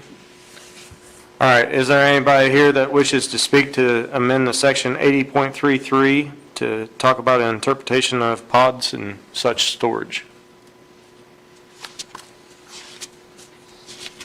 All right, seeing none, we'll close the public comment. We'll bring it back to the board. This has been advertised for several meetings now because we ran out of time before. So, this is to go to commissioners and the towns, right? Correct. So we need a motion to send this to the commissioners and the towns if you wish to move so. I'll move that we send this to the commissioners and the towns with a favorable recommendation. First by Jeff, is there a second? I'll second. Second from Napoleon's rep? Sorry. Greg, right? Yeah. All right, Greg Wagner. Okay. So it's been probably moved and seconded. All those in favor signify by raising your hand. Motion passes unanimously. Okay, and the last thing on our docket is House Enrolled Act 1-1001, Housing Supply and Affordability across Indiana. Jeff has, or Vicky's putting our folders here, last page in your folder, stapled.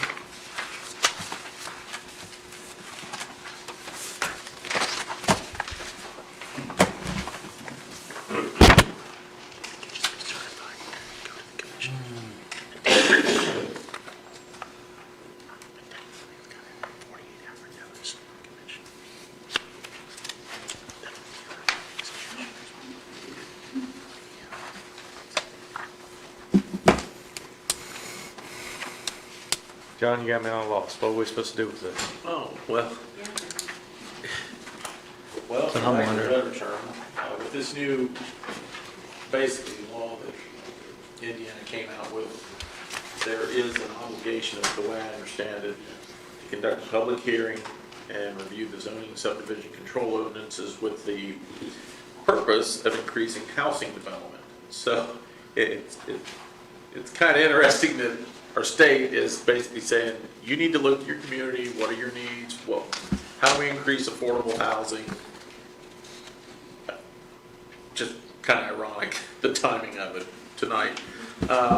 Evaluate the local residential use. I mean, this is a handout from HWC.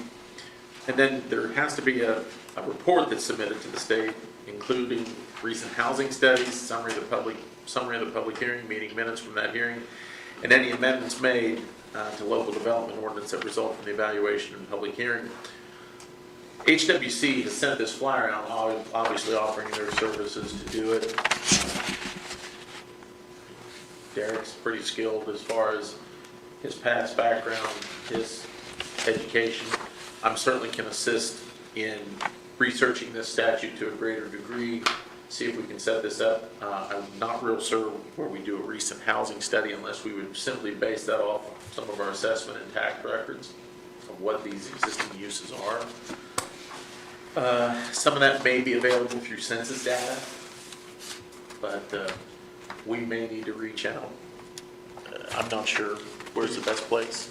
Yeah, we can take a look at what we can find, and I think the big thing is we got to be preparing our public hearing at some point over the next few months before the end of the year, and get a report together. Just so long as it's by January 1st, 2027. So it's a little bit of a tall order before the end of the year, but it's not too hard to advertise a public hearing or anything like that. But, In the comprehensive should plan, help with did they- some of that, identifying where housing needs may be needed and things of that nature. And I know that our comprehensive plan basically said, try to keep your downtown areas for business. I mean, that's an attempt, obviously. In a perfect world, that's what you want. But there again, how do you get there without penalizing somebody at the same time as taking property rights? I mean, an option is to consider HWC, maybe get a quote from them if they wanted to have it, if they have the documentation, depending on the workload that Derek's got, or, see what we can put together. But I think the main thing is you need to know that it's something that is required, and one way or the other, it's got to be done. What's the deadline for that, John? January 1st. Yes. This coming January 1st. Yeah, The 2027. report has to be prepared and submitted by Right. January That 1st. means The housing study, the evaluations, the public hearing, all has to be done before that. I doubt the state's gonna have graders. I'm not really sure what the penalty is. I mean, unless they're offering some state money, they're dangling a carrot. I mean, the carrot and stick things, what are they Probably gonna do? is. Beat us with a stick? Or are they gonna dangle a carrot and say, well, if you do this, we'll help you out? It may say if you don't do it, we're not gonna give you this. But that could be the thing, because a lot of times you don't see the incentives until after it's too late. Yeah, Derek, do you think there's a template for this, or something that we can work from locally, or do we need to set it? I don't think we need to take any action tonight. I think I can look into it ahead of our September 1st meeting, and I can give you guys confidence that I can probably take care of this. But I don't think it's anything that we shouldn't be able to take care of. But I'd say, let's hold off on it for a month, give me a little bit of time to kind of dig into it, but I think we can take care of it. I think a lot of this information can come from MLS. Yeah. The multi-listing, yeah. You can probably I help. might know somebody. I think a lot of that we did address in the comprehensive plan, and then we've got for sales and Osgood both with, for sales is comp plan, I think is also finished, and Osgood's underway. Sunman I has think one. Sunman has one, so they have access to really recent comprehensive plan. Probably can discuss it in greater detail in tech review and stuff. Yep. Now, since Batesville's planning commission is their own entity, are they considered in with Ripley County, or are they gonna have to Not prepare their own? regardless of that. I think they'd be on their own with that. Okay. Okay, this will just cover Ripley County and participating towns. That's my understanding. All right, well, with that, our action step then is for Derek to come back with us next month for a report on that then. So I want to give the new members a real quick heads up. Next Tuesday, some of you may have heard me ask about our tech review. We do a tech review, which we review all these applications. We're not allowed to have 6 people at tech review, but if you've got Tuesday at 1 o'clock free, and you want to kind of see what we do in tech review, it wouldn't hurt, I mean, not that you have to come every month, but it wouldn't hurt, for new members to kind of see what we do at that meeting, how we go through a checklist and do things like that, so. I mean, the technical review committee is comprised of the plan commission president or designee, the surveyor, the A&R educator, plan commission attorney, BZA representative, and the executive director. But like you said, as long as you don't reach a majority, I don't think there's anything that would say you couldn't be there, especially for just getting a feel for it, looking at what they look at. It's a great way to go over subdivision plat and things of that nature, see what's all involved with it. Yeah, I guess essentially we try to make sure things are in order before it comes to the public hearing. And we grade yes work. What Thanks. time was it? 1? 1 o'clock. Upstairs in the conference room in the planning office. It's always on the Tuesday following the plan. Second Tuesday of the month, Yep, got none. All right, anybody else have anything for the good of the cause? I'll entertain a motion to adjourn. So moved. Dave moved, is there a second? Second. Second from Rick, Third. all in favor? Rick seconded. I started going to the tech meetings to just get it. I wish I could, but I'll be in a school classroom teaching all the young minds of the world. But it is, when do you start back up? We started a couple of days with teachers right now. Our kids come back. Because he just said that the president of this meeting, 1 o'clock, I get my second class then, so. Yeah. I have to take off. So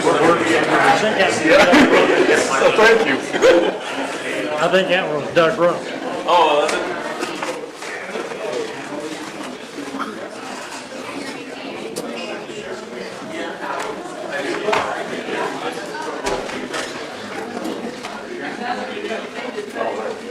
I was gonna say, are we gonna have a forum?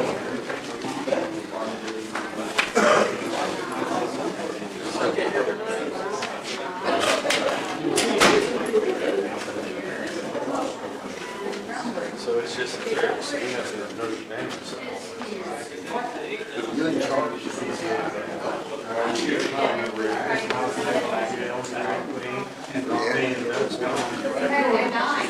it has to be unanimous to pass. That's not on these pages. Or is it? No, Doug Rump is.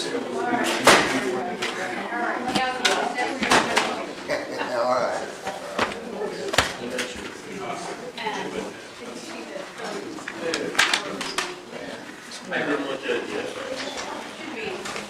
Thank you, sir.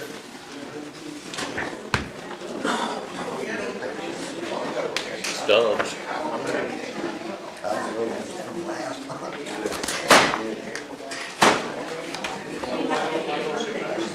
Yeah, it was last time. That was mine from the food place called. You handled that very well. Very impressed. No, it's Lee. I agree, that was pretty good. Lee was back out there, he just had to do it on last head. Yeah. Robert's really know how to do that for me. Good for you, man. That is parliamentary procedure, baby. I've seen a lot worse. Yep. Like an old pro.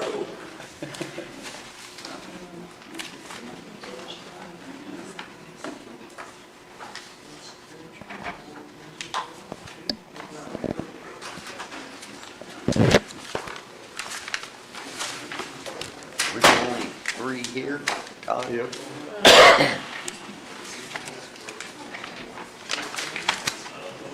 Leaves you in charge.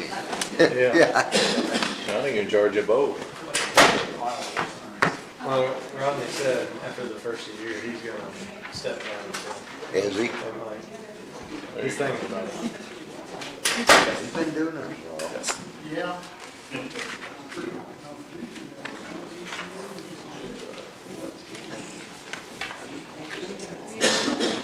Yeah, it looks like it.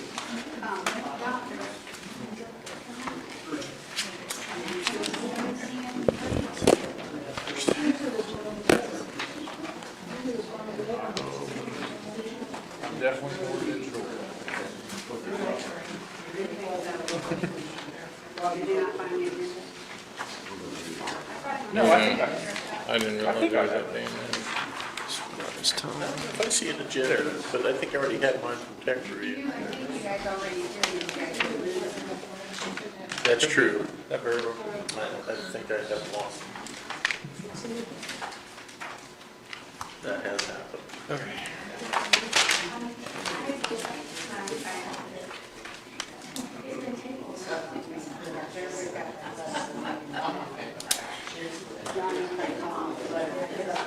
Tell what the letter is. I mean, Oh, this one, please. I guess we've never received a report.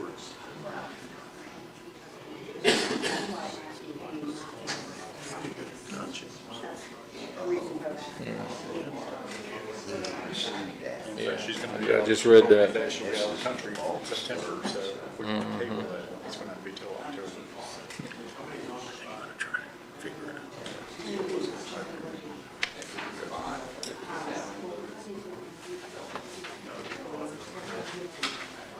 I may not get a majority vote, who knows? The chair of the meeting. Who does that? Do we have a vice chair? Me. Okay. All right, if everybody would, please join us in a pledge to the flag. I pledge allegiance to the flag of the United States of America and to the republic for which it stands, one nation, under God, indivisible, with liberty and justice for all. All right, is there a motion to approve the minutes as submitted by Ms. Vicky? Make a motion. Rick made a motion. Get your second? Yeah, I'll second. Okay, all those in favor? Unanimous? All right, so, once again, for the public's knowledge, this board is comprised of 5 members of the community, all appointed to this board. So with 2 of our members on vacation, there's only 3 of us here, so it has to reach a unanimous vote to be able to pass or fail tonight. The first thing on our docket was tabled at the last meeting by the board. So therefore, I entertain a motion from one of the board members to bring it off the table. Make a motion. I'll second. Second, all those in favor? All right. So, Ms. Wallace, you want to step up? Tell I don't us. have anything more to say. You know, we've done this, this is number 4 time. You're going to get frequent flyer mileage here. I am. You know, I'm assuming you all have the new report that they came out with? Because again, I don't get that. Only you all get it. Well, we're not from the state health department. Yeah, that's the only one that we were waiting on last Yeah. month. Well, same thing here. That's what the deputy sheriff said, that So they're still waiting. they're still waiting. Okay, And I won't be here next month. I will be in Brazil. Now you're just bragging. Well, no, I'm just saying, I won't be here on September 1st. Okay.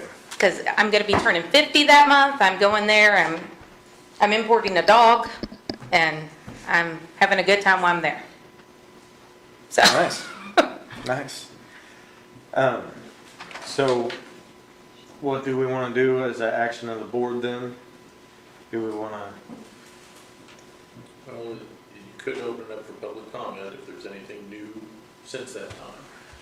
You do have the, I guess, the letter of Lee Yeah, Davidson. that's what I was. Chief Deputy Lee Davidson from August 3rd, 2026. Basically, in a nutshell, he indicates there are noticeable improvements, does not have probable cause to believe any criminal violations related to animal abuse or neglect have occurred at the property. Accordingly, absent the discovery of the new information or evidence, he's closing his criminal investigation on it. I think there's an issue that if you are at least, what is it? If you have a kennel of at least 20, It's 19 you breeding need to- females. you need to be registered with the Yeah, with Dr. State Board- Macy. well, Correct. State Board of Health. Correct, yes. So, Which previous meetings you said wouldn't be a problem. Yeah, you know, if they needed me to, I could, but even when she was there, and even including my guardian home dogs, which 2 are now spayed anyway, but at the time I had an additional 5, so it was 15 total breeding females on the property. Well, not on the property, but the property and the guardian homes. So I still made under that number, because like I said, and it was 28 adult dogs this last time. well, just to recap some of the notes that I took at the last meetings let's revisit. Yeah, You had 16 cockapoos in kennels, 32 dogs, then I think there was also a statement of 24 dogs, 9 rescue French bulldogs. According to the Board of Animal Health, I think it said 40 in the residence, 15 intact females, 2 rabies certificates. yeah, that's what I had on hand And then. then 34 additional rabies Yeah, confirmations needed to be made? Or well, again, I babysit the dogs, like my guardian dogs, my previous guardian dogs that are now spayed and neutered, all that type of stuff. I babysit. I have, you know, Well, whether you keep them. babysit or not, I mean. Yeah. Obviously, it goes to the total numbers. Yeah, So- and those were the rabies certificates I needed to accumulate, and Alicia and all of them have those. You probably would want to have those, I would think, for any time you're. I with a did, dog, I'm sure that it's immunized for that. Yeah, Lee Davidson at that time commented at the meeting, and I'm referring back to May 6th, so just to kind of refer. yeah, that was, He had 40 hours of investigation, at that time it was still ongoing, he Yeah. didn't see any criminal activity at that point. April Meyer from Daisy's Doggy Daycare, she voiced some opinion regarding the concern of the dog's well-being. There was a comment by Caitlin Macy, is that the doctor? Dr. Caitlin Macy? She was a vet, I believe. Kate Macy is the doctor from BZA in Indianapolis. Okay, yeah, she wasn't here. right, but there was the letter, She is the or, veterinarian for this Not until- Indiana. Not at that meeting, at the June one. She had her stuff there. all right. And then she has came back twice since then. Okay, Andy Cummer indicated, from what I have in the notes, he wasn't really for or against, just wanted some, essentially, reading between a nutshell, what he was asking for, some boundaries, some parameters of operations, with Correct. dogs around, how noisy they are, things of that nature. Megan Lohr, registered vet tech for 10 years, 2016, Ohio trained, just, I think was commenting about just concern about the well-being of the dogs. Yeah. Things of that nature. I think you submitted a letter, Dr. Peppin. I think it was dated or signed.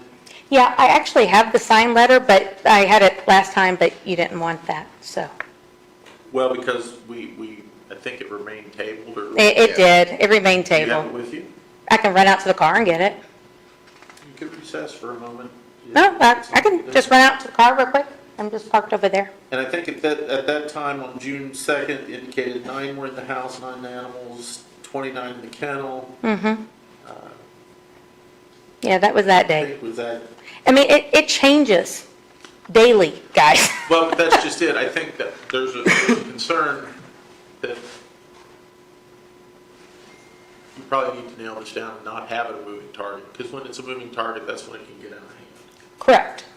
So, And I'll admit, the first time, I had just been gone for 3 days to pick up all these French bulldogs at the Southwest auction in Missouri for the rescue, and I picked up a lot, and I brought them. Now, they were gone by that Saturday, because they were already, moving on, but they were there, I think it was Wednesday, was the first time that they came in. So everything was kind of up in the air and just discombobulated, and I didn't have help at the time. And then Who after, fed your dogs while you was out for 3 days? I had a guy come in, he just didn't do a good job. He fed them and watered them, but everything was a complete mess. I mean, I cried when I came home because it was it was fun. It was fun. And that's what, so yeah, it was not the best. When I came home, I spent, I just went to bed because I was exhausted and I couldn't deal with it. And then the next day, I spent all day cleaning. That's when the health department came. They're like, can we come in? And I said, I'd rather you not, because I just started cleaning. And then a couple days later, I think is when Dr. Macy and Lee came out. And then I was like, yeah, you can look, but I'm telling you right now, it's not great. So they looked and it wasn't great. And she gave me recommendations on what to do. And I did those. And I did get help out there. Now, since that time, that guy has left. He was a no-call, no-show for 3 days. So I have hired someone else. Because I need the help. I do. I'm getting up there. I have anemia and infusions. I have to go to the cancer center and get my infusions and all that fun stuff. And I need help. Now before, I didn't want help because I had the people that worked for me for 7 years, and then after they were fired, that's when everything started happening, because they started calling everybody, and I know that they're friends with people We're and not here stuff. to slander anybody. Yeah, I'm just saying, I'm not saying who it is, I'm just saying, All right. What was that number again for BOA, to kick it into BOA? How many breeding stock? 19 or 20, I think. It's 19.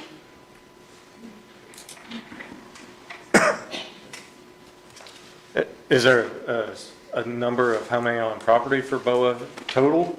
Or is it No. just breeding stock in their I eyes? think under these circumstances, obviously where the number, I think what brought this whole thing to life, and I'm just going to rehash this, maybe just to kind of hopefully simplify this for everybody. The property had been used as a kennel in the past. I believe back then when it was approved, and I think Vicky's included those original application by Cambria Dobermans. I mean, the minimum lot area needs to be 2 acres, 100-foot side yard, 100-foot rear, 100-foot front. Screen planting, 6-foot high by 6-foot width, where abutting a residential use effective at all times. Not more than one entrance from the street, development plan, noise confined to the premises, which probably, and I know dogs need to be let out, they need to have free runs, but probably those hours of operation should be when people aren't sleeping or close to sleeping. Parking, 1 per 2 employees plus 1 per 500 square feet front area used in a waiting room, plus 1 per 5 border animals based upon maximum number of animals.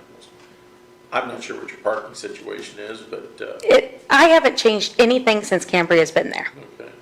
And when I came and I viewed the property, But you do have more dogs that are being boarded there than they owned, being housed there. they had 24 there when I was there. And yes, at the time I did. I wasn't sure what their number was that they were allowed to have, because I didn't know that there was a number, because it was just, they weren't state licensed. And at that time, at that time, it was 20 unspayed females. And I know the day that I went there to view the property, and really all I wanted to see was the kennel, they had 24 Dobermans there. Okay. So I thought that this would be no problem. Maximum height for the structure is 25 feet, which I think it's probably under that. He was there earlier today, so he'll be able to tell you that. Okay. I did a quick inspection, I wasn't looking at heights of the structures, unfortunately. Did it look unreasonably high? Are we talking about the kennels themselves? Yeah, the kennel building. No, I don't think they seem unreasonable. So, I mean, I guess one thing you're hearing is historically there's been 24 dogs there. I mean, you're allowed to impose reasonable conditions, and it does kind of sound like, Ms. Wallace, you're willing to take in all these dogs to your own and their detriment, if you can't get them turned around and moved out of there fast enough. So maybe a limitation on the number of dogs totally can be there is maybe the smartest thing for everybody. And I'm fine with that. And, be permitted to use it as a kennel for kennel type purposes. Make sure you're registered with the Board of Animal Health. Make sure you have a rabies certificate for any dogs that you're boarding or housing there. And I don't know what an appropriate number is, but I mean, if 24 was there once and it wasn't an issue, would 24 be a problem now? And is that sufficient to do Well, what you need to do? If she registers with BOA, they would be the ones that would be policing how many dogs she has on property, right? They would be the one that would I set would the think, but I'm guidelines. not certain on that issue. Yeah, and If I have the answer to that question. yeah, I know when she came out this last time, I had, it was like a total of 47. It was 28 adults, and then all the rest were the puppies. Is that microphone on? Yes, Must be. it is. I moved it down so it would get my Lee voice. Davidson saying people in the audience speaking cannot be heard online. Yeah, that's what my friend in Michigan said too. Okay. Because she said, can you move that a little bit? You know. She said, by the way, that at least she's getting her Twinkies this time instead of last time it was just like 4 minutes before they tabled it again. So at least she's getting her Twinkie this time.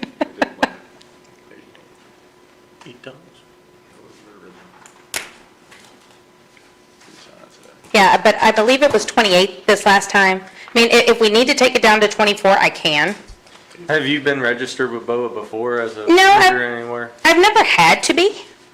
You know, it was one of those things where I checked before I ever moved to Indiana what I would need to do it. And at the time, it was 20 unspayed females. And I said, well, what about the dogs, you know, the males? And they're like, well, they don't count those. And I said, but that doesn't really make any sense. And then I think it's also like over 1,000 puppies or something like that for a year. And I don't produce that. So, yeah, so I don't know. I think within your file, there should be a copy of the June 25, 2002 BZA minutes. Item number 2 was Ann Ramsbottom. She applied for the variance from the required side lot line from 100 feet to 96 feet 6 inches on the west property line, from 100 feet to 26 feet on the east property line to permit operation of a kennel.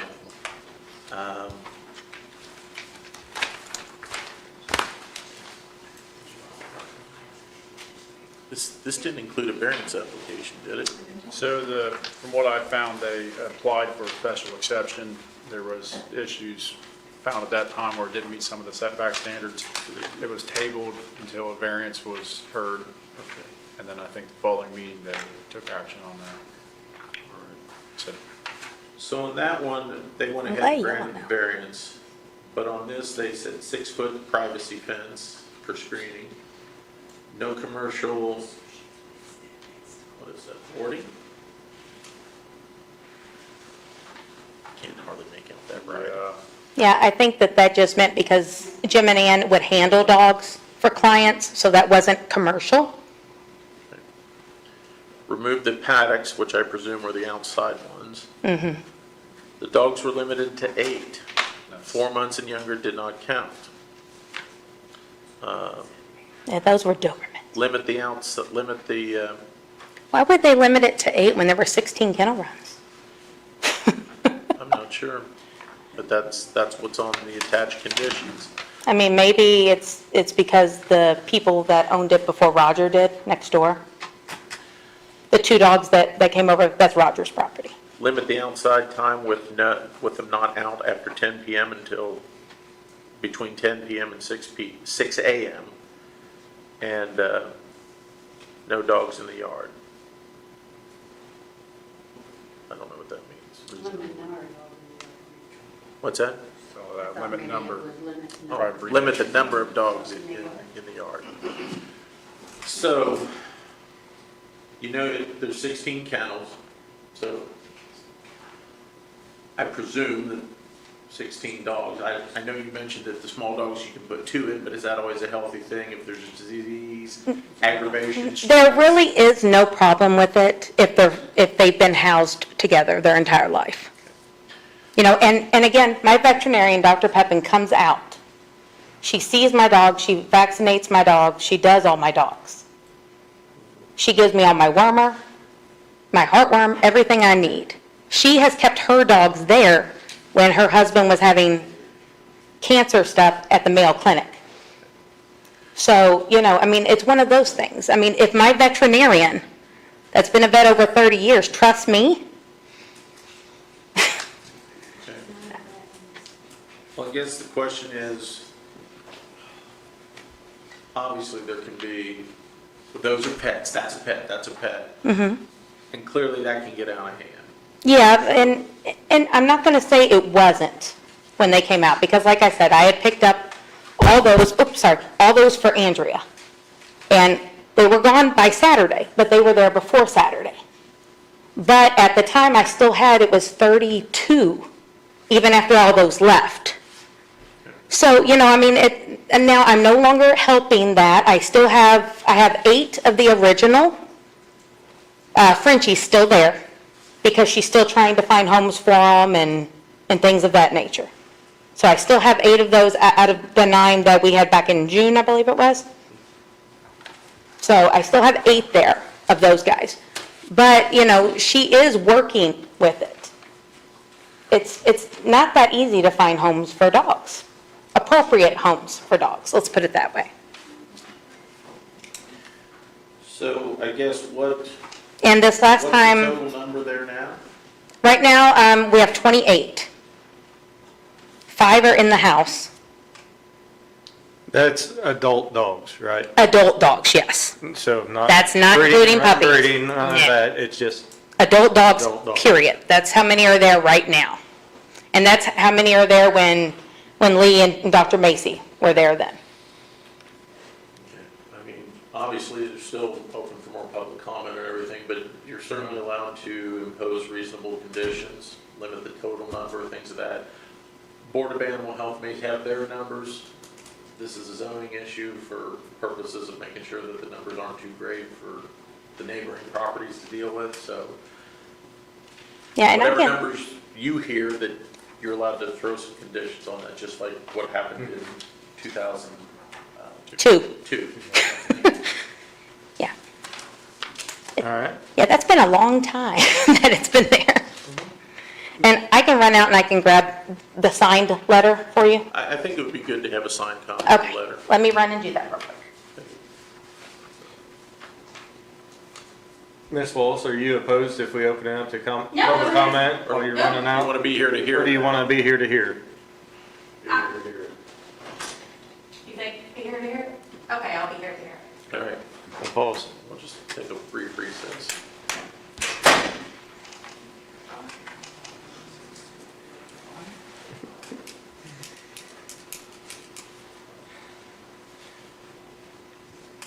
So, John, Yes. can you look up, does BOA have regular scheduled inspections if you register as a dog kennel?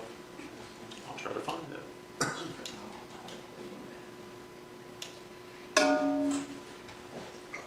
Is this the Gong Show? That's what I thought. She's gone.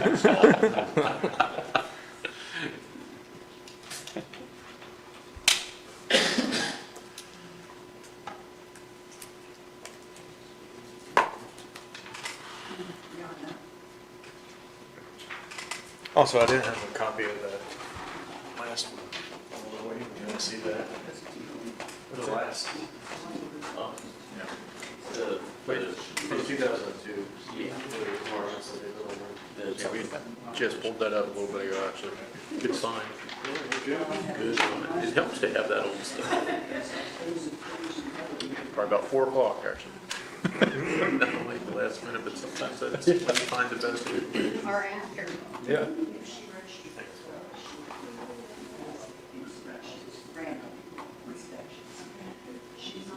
She's not liable for any inspections whatsoever right now. She's not.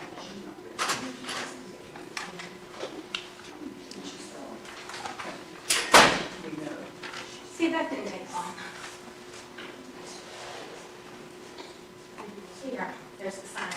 It's the same thing, she just signed it for me. Okay. So, I guess keep that with the record. And after public comment, am I allowed to re-comment? Or is that, okay. Yes, I do. Good idea. Keep it with this one. Okay. So it looks like, based on just a quick AI search here, the state, if you have at least 19 breeding females, you do have the state does have the ability to come and inspect, but I don't think that it's necessarily happens, like with any regularity or frequency. It doesn't say it will be inspected twice. They have the right to. Right. Correct. Right to. And even, I believe, when they were there, Dr. Macy even explained that usually they come out once, and that's it, unless there is a complaint, and then they come out after that. Seems logical. But And I guess it's easier when there's an animal control officer in the county. Because when I was in Louisville, I had a kennel license, and that was easy. But basically, the BOA, Indiana Board of Animal Health, does not generally license or routinely inspect standard non-breeding, boarding, or rescue kennels. State oversight and inspection applies primarily to commercial dog breeders maintaining 19 sexually intact female dogs, brokers, and retail pet stores to verify legal sourcing and registration compliance. They are subject to state inspection authority, but it does not state the frequency or anything of that nature when it's done. And I believe that Lee did ask me when they come out if health department or whatever could come out periodically. I don't have a problem with that. Well, And I can give them a month in advance what my schedule is, but with my infusions and vet visits and stuff, I don't want somebody to make a trip and then I'm not there. So it goes on to say, general welfare, housing conditions, and waste management complaints are deferred to local animal control or local health departments. As far as permits, local zoning laws, building codes, municipal operating limits dictate individual kennel permits regardless of state regulation thresholds. So the BOAH looks at the welfare and the care of the animals. You're looking at what's a reasonable number to operate this kennel that it doesn't become overbearing or overburdensome to adjoining property owners. That the use, fits within a special exception, without compromising people's use and enjoyment of their property. Maybe that's the easiest way to explain it. So. All right, does the board have any other questions for Ms. Walls? Okay, Ms. Walls, will you have a seat for us? Yep, I'm going to leave this up here to voice record. It's online recorded. I'm done, yeah. So that way I can listen to it as I drive. They can observe and record them. That's okay? Yeah. Okay. All right, is there anyone from the audience that wishes to speak about this application?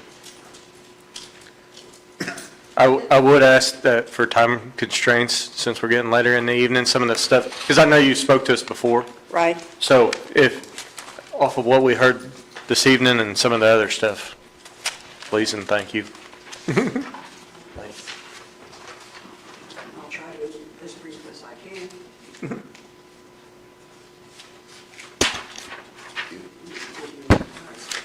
These two, so you know.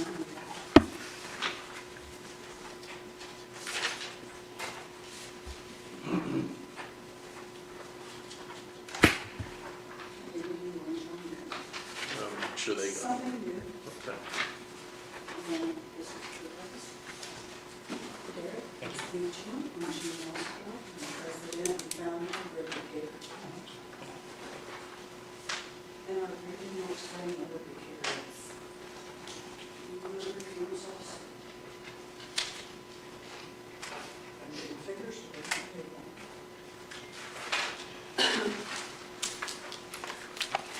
Okay, thank you. My name's Janine Ostendorf. I'm the founder and the CEO of Ripley Care. We are a nonprofit organization established to improve animal welfare and the health and safety of the Ripley County residents. Backyard breeders, hobby breeders, and puppy mills are the leading contributors to our animal overpopulation problems. And we do have animal overpopulation problems in Ripley County. Hobby breeders typically only have 1 to 3 tops intact females for breeding. They usually focus on a single breed, which keeps the scale small and provides the standards of care to raise puppies in a home environment. Oz Cockapoos is not a hobby breeder by definition. Excuse me. We also want to share that in Indiana, puppies are considered tangible personal property, and anyone selling puppies regularly is considered a retail merchant. Therefore, sales tax should be collected and paid to the state. As far as our research shows, Oz Cockapoos is not registered with the Secretary of State. They are not on record at the recorder's office here in Ripley County. They're not registered with the USDA, and the criteria for the USDA is 4 intact females, and if you sell them online or sight unseen. There's no kennel license, and it was testified in a previous meeting that she sells them in Canada and in the Philippines. Ripley Care wants to remind the board of the unsanitary conditions that were found in March by BOA and the Sheriff's Office. The standards of care were completely ignored at that time, and through our interviews with several different individuals who have worked at this in different capacities, it seems that Oz Cockapoos has a history of deplorable conditions. We were told, and I don't have any facts on it, this is just, I was told that the heating and cooling in the kennels was not working. So that is neither here nor there. I have no proof of any of that. Puppy mills almost always don't allow potential buyers to see the mother dog for obvious reasons. And that is the #1 red flag for a puppy mill. Keep in mind, without animal control in Ripley County, we have no one with the authority to do random inspections. And the inspections by BOA are as follows. March was deemed undesirable. There were 73 dogs. There was 40 in the house and 15 intact females. June 1st was only a partial inspection because Ms. Wallace had to leave because she had a vet appointment at Floyd's Knob, which is near New Albany, Indiana, is where her vet is located. June 29th was a scheduled visit, therefore that would not count as a random inspection, even though there were still some concerning issues. I was last in contact with BOA on July 29th, and I was notified that Dr. Macy still hadn't completed her report. Which, that said, Dr. Macy has been really covered up with other large animal situations in adjoining counties.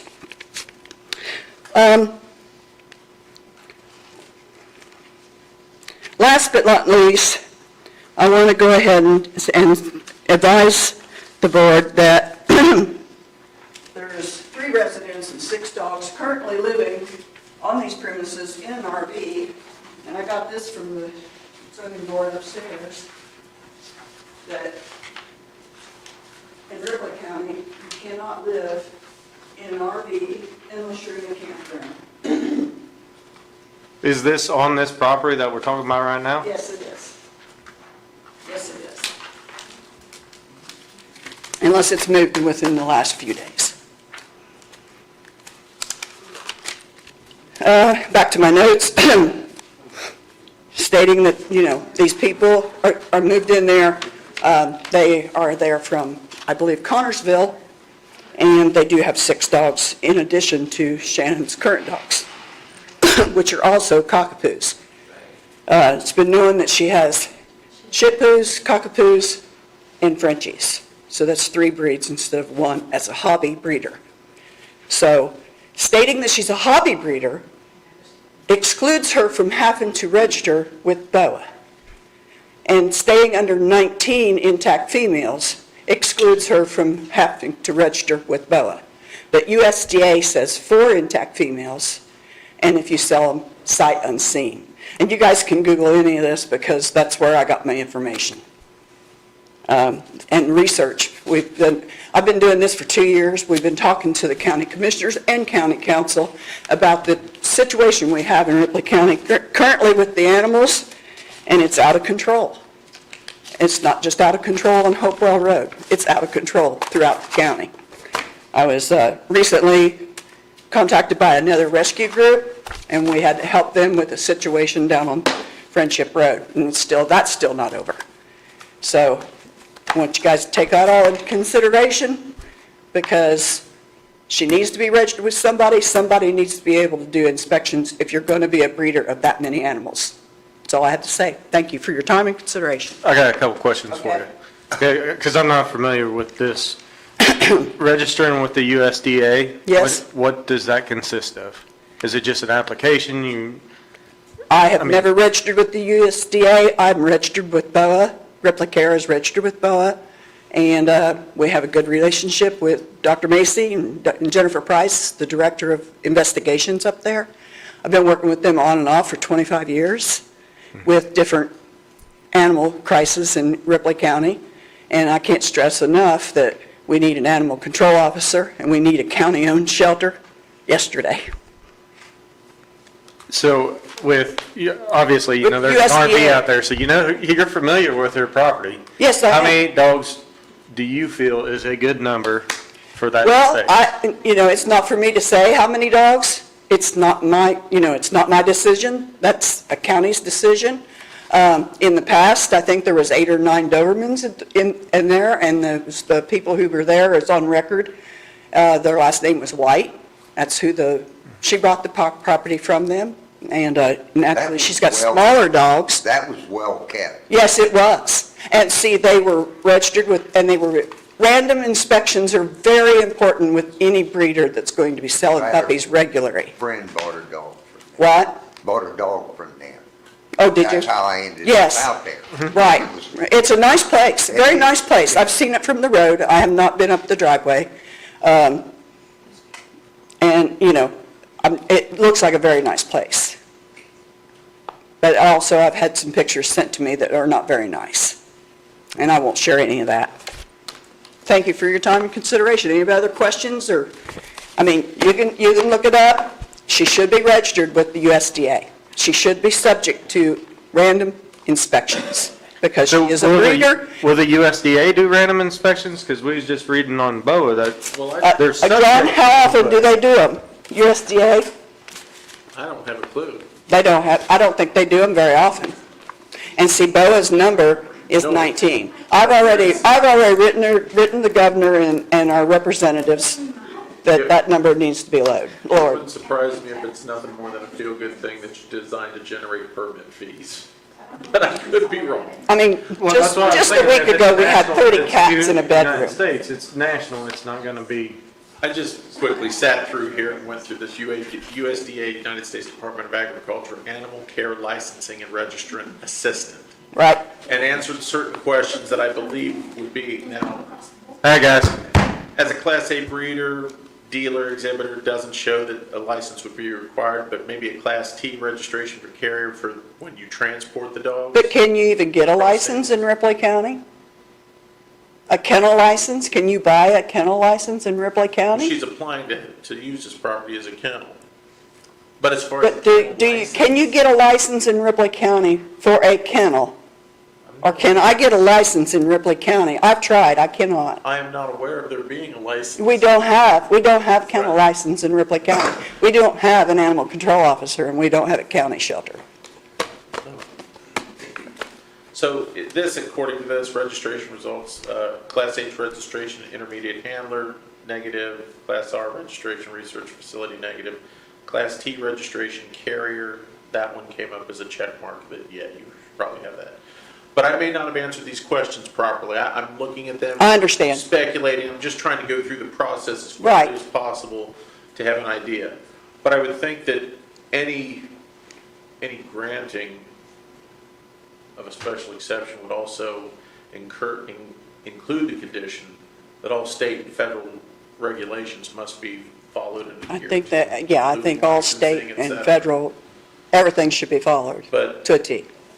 Can we sit here and say exactly what those are, what they should be? No. But if it's determined that she's not following those, then the special exception could be rescinded.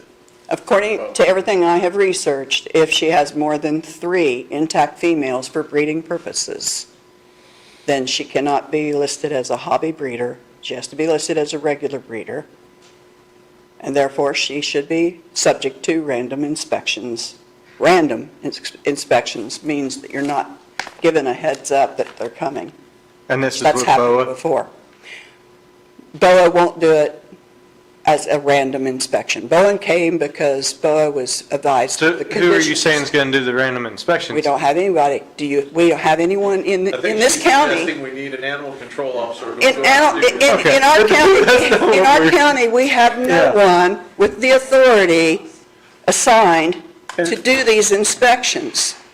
Now, our organization can do so. We have got vet techs. We got registered technicians in our. Ms. Wallace, please. Sorry, I was explaining that to this lady. But I can't hear, so. Sorry. If I'm hearing you over her, there's a problem.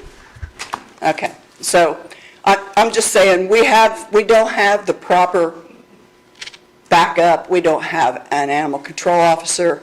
We have no one that can do the inspections. We're not, for the 36 years, we haven't done anything for animals much in Ripley County. We got Ripley County Humane Society. It's not county-owned, and it's not county-run. And it's full. And all of them are full, and all the rescues in the surrounding counties are full, because I'm in contact with all of them all the time, and we're all full. Switzerland County just had closed a nightmare where a rescue, they went in and they checked, and Dr. Macy was involved, and they had to remove 60-some animals from that place, and the lady we running that went straight to jail. She, as near as I know, is still in jail. Those conditions were real bad, though. So in order to not let Ripley County get there, I just think we need some kind of rules and regulations for people to follow. Thank you for your time. Thank you. All right, is there anyone else that wishes to speak about the application by Ms. Wallace? I know you spoke before, but please state your name again. Moore, I'm the vet tech that spoke. So I worked at Lawrenceburg at Paul's of Dearborn County. So a lot of times, even when you are registered with BOA or the USDA, everything falls on the animal control officers. They are the ones that are always going to be out doing the random inspections, or any concerns are going to be out and go on calls for anything like that. So I know last time I kind of talked about how we are lacking in a lot of things.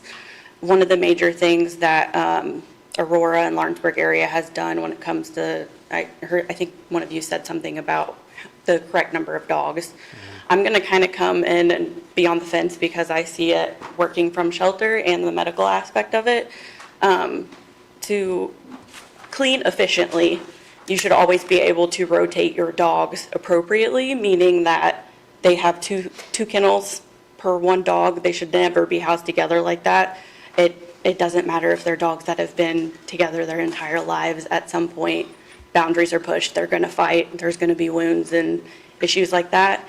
If I came in from the clinic today and I had a parvo puppy and didn't believe in vaccinating and walked all over this room, any one of you could have taken parvo home or kennel cough with you. So just again, I think that we really need to emphasize how important vaccines are and immunizations in Ripley County, that we don't have anyone to even keep track of anything like this. I mean, you see it a lot of times with the Amish breeding. We have puppies come in the clinics that have heart murmurs, they have hernias, they're just not in good condition, and they're still breeding them, and there's nobody stopping them from doing anything about it. And as for the kennels, I mean, they should be able to leave the dirty area, go to the opposite side, the secondary part of the kennel, and not just have two here and two on this side and just take them out while it's being cleaned. It should be able to be soaked appropriately depending on whether you're using Kennesaw, trifectant, things that are needed to kill the bacteria and germs that come along with all the animals that are coming in and out. Because I've seen a lot of bad stuff in the shelter, and a lot of it we can contact as well, but if you're not doing it appropriately or just throwing some bleach on it, I mean, you're not killing it. So it's just something that, again, we really need animal control officers out here. Thank you. I didn't know if you had any questions about like what falls on animal control or anything like that, since I have worked with them. A lot of court cases came through in Aurora when I was there at the shelter. I mean, they take on a lot, so, and most of the time it does, anything animal related just falls on the animal control officer, so kind of gets out of everybody else's hair. Anybody have any questions for me? Okay. All right, thank you.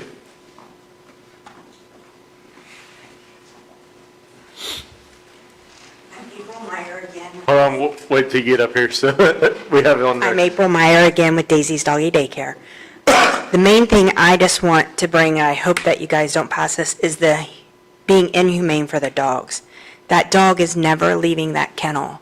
He's never getting human contact. They're not getting played with. They're just in there to breed again and again and again. And so she doesn't sound like she has the room. Do they have an outdoor run where they're out playing and being human contact with them? Just think about that what those dogs are like. And so that I'm concerned with the dogs. That's just not fair to that dog to just be in there, get pregnant, have babies, get pregnant again, have babies, get pregnant again, have babies. That's what I want to try to stop here, is you've got 19 females in there, so they're just having baby after baby after baby. And she stated that she came home and it was in a mess. So those dogs sat in their own feces overnight for over 24 hours. That's not safe for them. Giardia is probably in there, very contagious in the feces, stuff like that. So if we cannot control that, and it doesn't sound like anybody's going to follow up, right? So if we pass this, nobody's going to follow up on her again, and it's just going to keep going, and then there'll be 73 dogs again. That's what I'm just trying to say, is just think about the dog, and if she could just cut it down to not so many, because those dogs never get to leave, then she would have more room that the dog can get out and be socialized. Thank you. Is these pedigree dogs? I mean, do they have papers or they just Yeah, breed? they're American Cockapoo Club registered. Cockapoo is not a registered. It's not a registered. It's not an APC. It's not an American Cockapoo. It's not an American Kennel Club registered dog. But they've been around since the 1960s, and we have our own registration. A cockapoo is nothing but a mutt, because it's a... All right, we're not going to get into that. Yeah, I mean, I don't know. Can I come back up and say something? well, you might want to wait until we make sure that everybody's done with their Alright. public comment and then Yeah. save that. So, is there anybody else that wishes to speak to this application? All right, Ms. Wallace, the floor is yours. All right. First of all, yeah, I've sent dogs. Oh, wait till you get up here. I've sent dogs out of the country, but they fly in, they go to Cincinnati or Indianapolis, I go pick up the people, they come to my home, they see the puppy, they take the puppy back with them on the plane. I do not ship dogs. You're talking to us. Yeah, I do not ship dogs, I do not do any of that. They come to my home. Don't let that scare you, picking up somebody from... Well, what scared me was after these ladies put stuff on Facebook, and then I had somebody show up dead in the night, and then I had to get an AI security system now. But no, it doesn't, because I have them fill out an application. Gotcha. They're usually always vetted, because I ask them for references. I call those references. Most of my people, again, I've been doing this 26 years, most of my people are word of mouth. And no, they don't all live here, I have quite a few that live here. As a matter of fact, Mr. Colmer's, a relative of his, got one of my dogs, not that long ago. So, I mean, it's not like I send them places and I don't know the people. I make sure I know everybody. I've been doing this too long to have the reputation that I have for people to have an issue with this. And I'm not going to tell you that everything is perfect all the time, because it's not. It's unrealistic to say that. But I do a good job. I've done a good job. And I will continue to do a good job. And when I can't do a good job, I will find people to help me, or I will place those dogs or do whatever I have to do. Have you looked into the USDA Again, thing before? if the people come to your home, you don't have to be USDA. Because Dr. Macy even asked me that. She goes, well, what about the Philippines? What about Canada? They come here. They fly in. The people from the Philippines had family in California. The California people flew out. I went and I picked them up in Indianapolis. I brought them back. We sat here. We went over all the paperwork. We went over everything. They picked out which puppy they wanted. They flew back with it to California. It stayed there for 30 days before they took it with them to the Philippines. And then it has to go into quarantine for so long in the Philippines, but it's an open quarantine, so they can come and visit the puppy. I did all this research. I know what I'm doing. And it's annoying me. It's starting to really annoy me. Because this is ridiculous. I was told at the beginning that I would never have to go through anything like this, that everything was good. That was from the attorney. And like I said, all the people that have issues with me are past workers. And I caught one, I'm not going to tell you what all I caught, but they're past workers, they're disgruntled employees. All right. So with your special exception here, that's the main thing that we're worried about. Right. I mean, I'm sorry that everything else happened, but that's not for us to handle. Correct. What we're worried about is your special exception.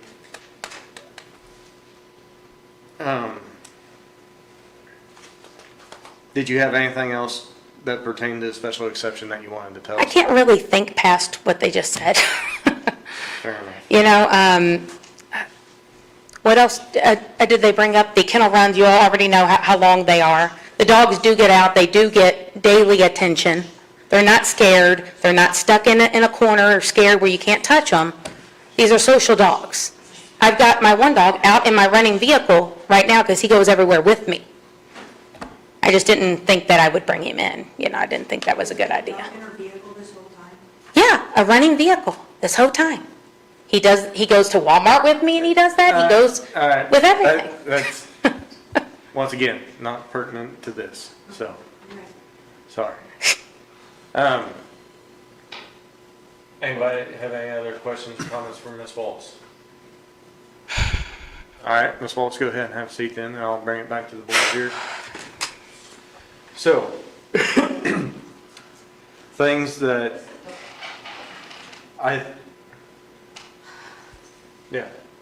because I have to be a voting member, so I can have an opinion here. Right. I think that is completely not too much to ask to get registered with both. Right. So that way she's subject to inspections. Right. Now, whether they happen or not, that's not for us to decide, but it is a possibility that way. I think that we need to limit the number of animals on the property. I think so too. And I don't think that we should just do kennels, because I think that leaves too much gray area. I think that leaves a lot of room for pets in the house. So I think we need to make something as far as on the property, as far as a restriction. Total. Because the special exception is for a kennel, so that's the entire property. And there was some interesting information brought out by Ms. Lore about you have the double kennels so that you can move one dog for Rotate. proper cleaning and things like that. Interestingly enough, there are 16 kennels, I guess cages, kennels, whatever, and Cambria was limited to 8. Is that a coincidence? I don't know. But when you look back on that, it does kind of make it sound like if you're limited to 8, then that is the purpose, that they can move those from kennel to kennel for cleaning purposes, things of that nature. But even if you not took, to have them all full. right. But even if you took it to 16 and let's say 4 in the house, that's a limitation of 20, which puts her under Board of Animal Health. I don't know what the number is, What's the appropriate number? We had beagles when I was a kid. My dad built kennels, and he sold a few dogs here and there, most of them was for field trials. But I know the amount of work that goes into keeping them kennels clean, the dogs watered, shots, it takes a lot of, more than one person. Me and my brother done all the watering, all the feeding, clean up every day, morning and night. And if you got that many, my dad had 15, and it was a workout every morning before we went to school. So if she's got, how many more? 28. 28 there currently. I have 16 of my own. That's a lot of, That's But I do have 44 help. dogs. how much help do you have, man? 2 people.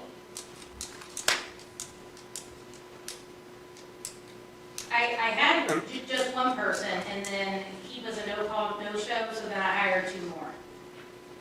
Now, do they work 8-hour days, or do they just? No, it's usually 8 to 1, and then 2 to 6. It's just like some FFA or F, whatever kids, Oh, okay. and they come out and they do all the morning stuff, then I have one that does all the night stuff. Okay. So then if we did put hours of operations as a restriction on here too, as was per the old one, 10 PM to 6 AM is reasonable for the dogs to be Not right inside? now, until I get the new ductless split heating and air inside the kennel, because I leave it open all night to get the air circulation and stuff so that they don't get too hot. But the dogs are still inside Yeah, the entire night? yeah. So Yeah, but it's basically what I was indoor saying. kennel, Gotcha. You know, so. But they're not, you're not going out in the yard and playing with them at No. 10 PM, 11 o'clock? No, they're still in an enclosure, you know, it's a large enclosure. It's like 20 foot long. It's a large enclosure. But it's open? where Yes, they bark? it is open to the outside. Well, open to the outside or the dogs are outside? It's open to the outside. They are not specifically outside unless it's too hot and then they go outside. It's like a dog run then? Yes, sir. Yes, Okay. sir. So they come in. It's an indoor-outdoor kennel. Go in the He took a door in there, picture. it's inside, and just cages outside. Would you guys like to see a picture of what Derek? I know what, my dad had the same thing. They could run in and out at any time. I think that would stand up for a second. So then you go through kind of that main hall there, and access to kennels, and there's a It's always easier with pictures.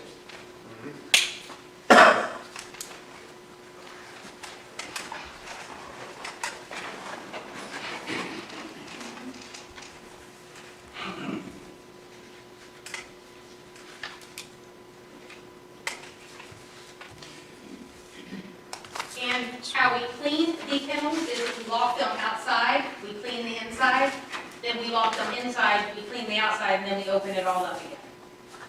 And we use a chlorine-based stuff called wishy-wash to clean it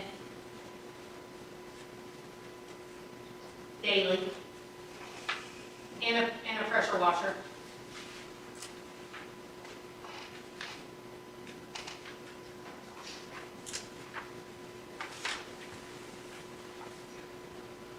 I don't know.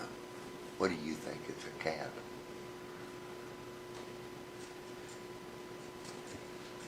I think, On a total or just? well, I was thinking breeding stock versus total property. Have a number for the breeding stock, so that way she can have them in the kennels as breeding stock, as operable females or whatever they call it. Yeah. And then intact females, sorry. I'm close, all right? And then, He's the cat guy. and then, put a number on total Total. property. So then That's that what I takes think. care of house, and that would be. That way you ain't got too many pups. Right. But Yeah, I currently have 5 in the house right now. how many puppies? And that's part of do your you have? 28 that you have now? Yeah, that's part of the 28 that I have right now. I have 5 in the house. Puppies right now, I believe there's only 12 left, because they're 8 weeks and 7 weeks old. So it's time for them to go. So that's figured into the total, or that's on top of it? They're not in the house. No, I mean, for the total amount of No, dogs. that's not figured into the total, because anything under 4 months doesn't count. So you're saying you have 28 plus 12?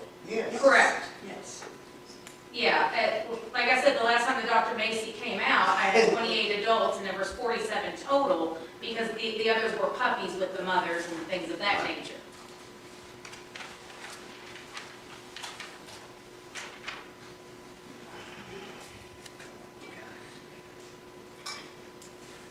But you wouldn't know that until you got her next report,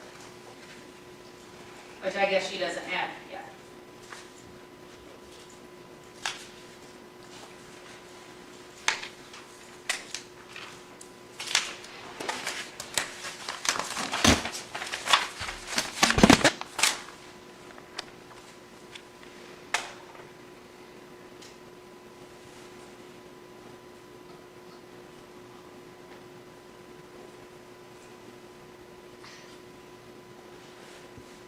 you need to wait on our next report, I can't come to the next one, but I can come to the October one. So you have 40 dogs on your property, and you've got, say, 2 employees taking care of those 40 dogs at a I time? take care of the puppies.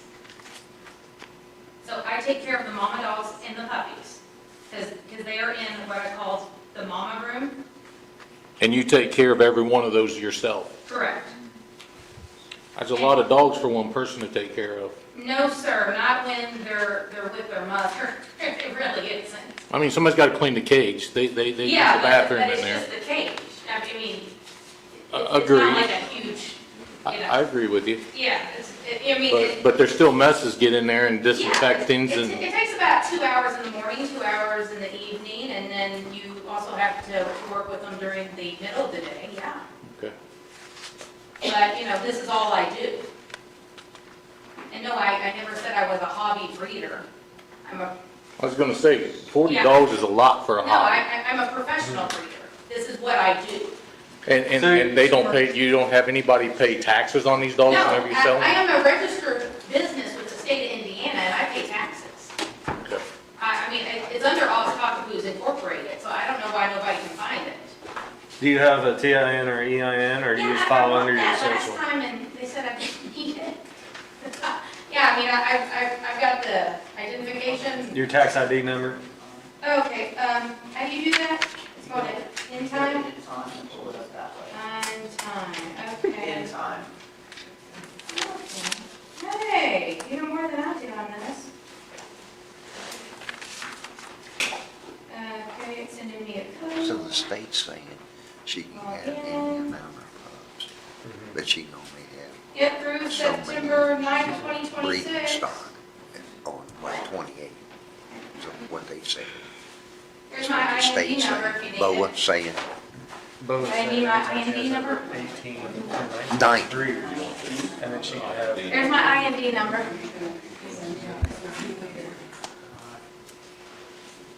Oh, yeah. Yeah, so I'm registered. Okay. Yeah. Well, hey, I've that got the helps business. cover stuff that was said before, so. Yeah, so, I mean, yeah, I've been a registered business since 2011. Because that's when the IRS called me. They did. They sent me the $68,000 text, I was like, oh my God. Yeah. Oh, don't worry, they'll estimate your taxes for you if you can't figure it out. And then my CPA, I gave her a cockapoo, and she got it down to like, it was like right at $795. It was great. That was money well spent. All right, back to our application here. Commentary here. So, here's what I'm thinking. And you guys like it, love it, change it however. I'm thinking 8 dogs max breeding stock. That gives her 1 per kennel. That she can rotate out and hopefully put some in her mommy room or whatever. I'm thinking 20 dogs, adult dogs total on the property. So that would, so her night housing or babysitting or whatever. Well, counting her dogs in the house, too. Every adult dog on the property can't be over 20. I have 16 of my own though. That, you gotta agree, that's a lot. It is, but I'm not gonna like put down my 15-year-old. Yeah, I can't, I'm not gonna do that. You know, she'll live her life until she's gone.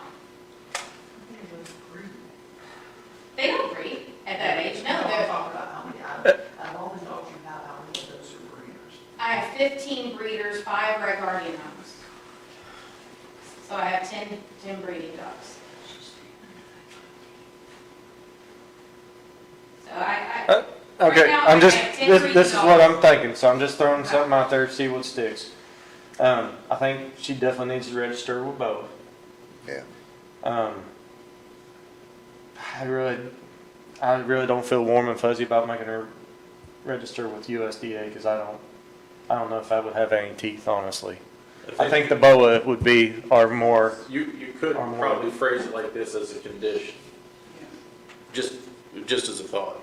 Obtain all appropriate licensing through via the Animal Welfare Act under the USDA APHIS if required. That's why you get paid the big bucks, John. Obtain all appropriate licensing, which would include the USDA APHIS, USDA-APHIS, pursuant to the Animal Welfare Act, if required. I mean, if she fits the criteria, she should have it. If she doesn't fit the right criteria, it's not required. And there's a link online you can go to and test that out. Okay, can I just Just say that like my attorney? I think public comments done Have at her this figure it out? point. Because I have no clue. You gotta keep moving here. Yeah. Right. Register with the Indiana State Board of Health for a breeder's license. Rabies certificate and proof of that to be kept on hand for every dog that's 3 months of age or older. That's part of the Indiana Administrative Code. 345 AIC 1-5-2. Dogs not out between the hours of 10 a.m. through 6 a.m. 6 a.m. to 10 p.m. Well, I think not outside from 10 p.m. Or that was 10 operating p.m. to hours. 6 a.m. 6 a to 10 p is operating hours. Keep them enclosed. Yes. And then whatever your limit on the total number of dogs would be. I Now, think those are valid. I have a question about the bathroom stuff, because again, my 15-year-old, if I get up to go to the bathroom at 3 a.m., she's got to get up and go out at 3 a.m. Well, that's fine. You know, a lot of dogs go out in the middle and house dogs, Yeah, you yeah, know. okay. So, Now, what about, because the dogs are indoor-outdoor runs, do I have to close them in, and can I wait for a little bit until I get the HVAC taken care of in October? I don't see where a dog runs from inside the kennel to out, unless they're barking or. Well, that's what I'm saying. If they're out and they hear or see a One raccoon barks, they all run bark, through, you or know. they tree a coon up on the building, That's right, yeah. you know what they Well, can do. because I know that the dogs right down the road, they howl and, they're beagles. Well, just You hear them all the time. one other thing here. I just did a search on the Secretary of State's website. OZ Cockapoos Inc. is a domestic for-profit corporation that was created 12/28/2021. Its status is active. Its business entity report is not due until December 31 of 2027. It states Shannon Wallace is the president and the incorporator. So apparently she has filed her business entity reports and she's operating as an incorporated business. Okay. Just for clarification, because I think there was some discrepancy as to whether or not she was incorporated in active business status. I don't know. What do you think? Well, Yeah, I think, I just have a problem I ju- with locking them in when I don't have the air right duly noted. now. Hey, public comments closed, guys. let us work through this. Ship's Heating and Air is coming to do it in October when he slows Okay. down. And he's putting in a split heating and air unit. One on each side of the kennel. So, if we did, But I have blowers going. Ms. Wallace, let us work this out, please. Yes, sir.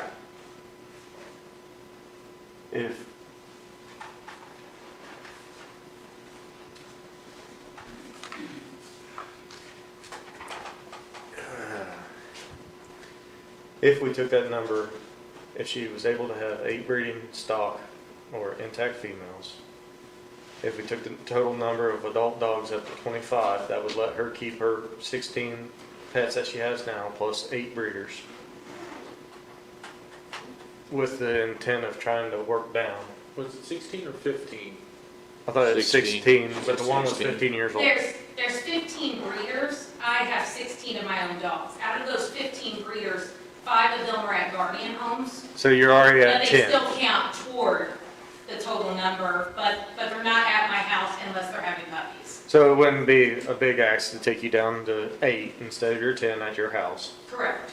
And 25 would allow Now- you to keep all your pets and your breeding stock. Yeah, now does that include just the females, or is that males and females? Because that might be a problem. Because again, I Well, have 16 of my own. Once again, we're looking at what's a problem for the neighbors too. So we're trying to find that happy medium. That's what we're, Yeah. so,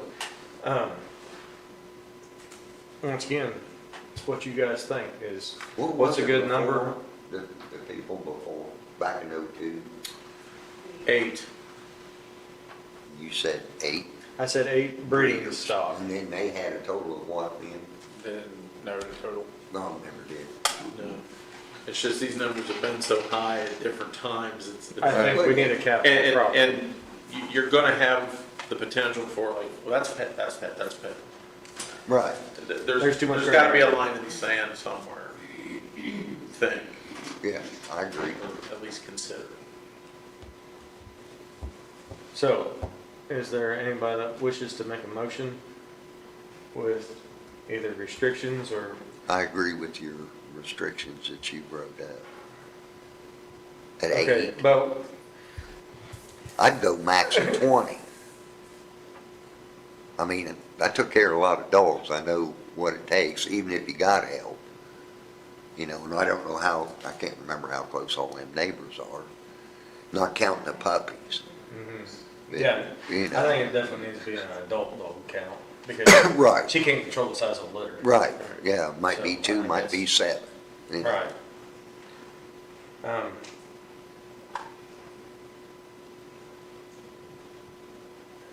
Once again, I'm not used to the president making a motion, but if it's all right, You could, I think anybody can make the motion. I mean, you chair the meeting, but does someone wanna make the Can I make motion? a motion of 24 total, I'll make a motion for his. not including puppies? I'll make a motion for Yeah. that. okay, I'll second. so to clarify then, the motion has been made by Rick that we're gonna do 8 dogs breeding stock, 25 total adult dogs. John's fancy wording on the, Well, that would include additional conditions to obtain all appropriate licensing under the Animal Welfare Act through the USDA-APHIS. Indiana, all licensing, or licensed through the Indiana State Board of Animal Health as a commercial breeder. Let me write that. Okay, I'll hand these over to you, Vicki, for the minutes.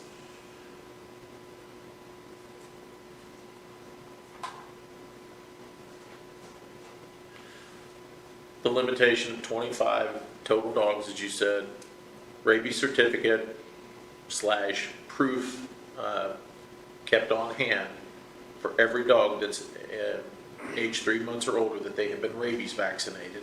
And that's pursuant to Indiana statute and the administrative code. That's what I had written down. and hours of operation. Basically no free running. No Maybe free that's- running. Is that a better way to Yeah. say it, perhaps? So, no free running. No free running or out, you know, if they need to potty, that's one thing. Yeah, yeah. No free running animals from the hours of 10 PM to 6 AM. Yeah. That was your motion, Rick? Yes. All right. Yeah, I'll second. And then there's a second by Gail. So all those in favor of the motion that's been presented? Motion passes unanimously. Okay, is there a time limit? Because I know I'll have to get some things before I can have BOA out, because I've got to get the rust off of the kennel runs. I've got to sand them down. As far as we're concerned now, that's between you and BOA. Okay, I mean, you see our restrictions, yeah, and if somebody calls in and you're above these restrictions, then your application for the special exemption will get revoked. okay, I'll holler at Jennifer tomorrow, and I'll get a thingy to come in. I'm just telling you where it stands from the board's thing. It's Yeah. basically out of our hands now. It's Okay. your responsibility to stay under them restrictions. Otherwise, if it gets above those restrictions, it will come back to us, and then your special exemption could be revoked. Okay. And then it would go back to just regular county codes. Okay, now, but my question is, again, with the 8 breeding dogs, does that include the boys too? That's your intact females. Okay, I'm cool But the with that. total dog. But the total dogs is still 25. Yeah, no, I'm fine with that then. Yeah, because I've got more boys than I do girls anyway. Maybe that's, I was just worried at the we boys. should clarify that on the conditions. On the conditions, That eight intact females. total Total number adult is dogs, 25 adult dogs. All right, I'm fine with that. That works. Man, this is going to the dogs. You're so funny. Couldn't resist. All right, so moving on to Mr. Effing. Once again, this motion Adult was dog. tabled, actually by me last Intact meeting. Females. So is there a motion from the board to untable? Rick made the motion to untable Mr. Effing, Ms. Penson's application. Gail, you second that? Yes, I'll second it. Gail seconded it, Ms. Vicky. All in favor of untabling? Raise your hand for me. Come on, Gail. All right. It is off the table. The floor is yours. Hi, good evening, gentlemen. My name's John Kellerman. For those of you who don't know me, I'm an attorney up in Batesville. Mr. Effing asked me to come along with him tonight to speak with him and for him. I will apologize, gentlemen, that I am at the point in my life where I'm like one of my chickens, and when it gets dark outside, it's time for me to go to bed. I will be brief, all right? Our understanding of our understanding of what brought us to this point is there was a complaint made about Mr. Effing's property, and that resulted in some requests that he take corrective action, and also that he apply for a special exception under Section 8.35G of the code.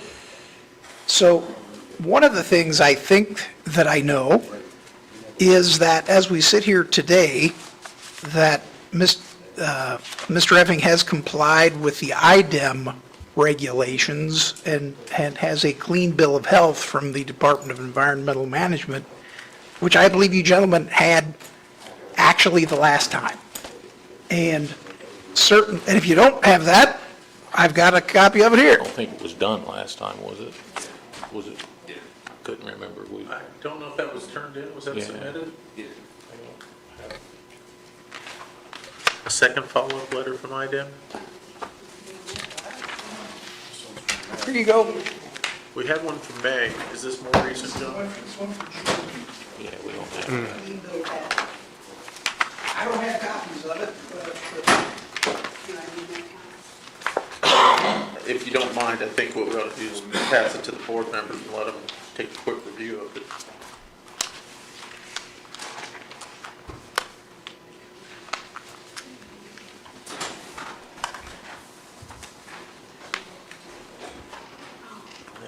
Need to submit it for the record.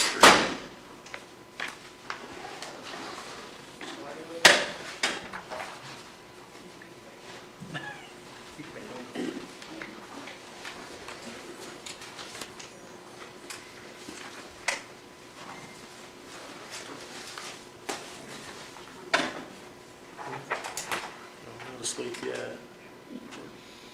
But I got as much gray hair as he does. I'm getting tired too.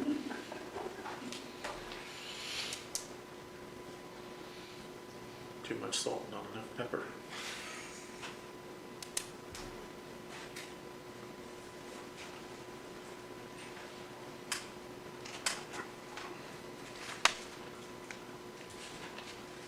I'll try not to be peppery.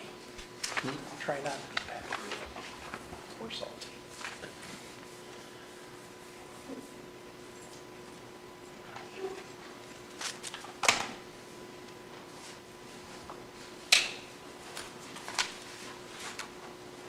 So it's saying that you got all the tires put up, you got they checked all your fuel and oil again, right?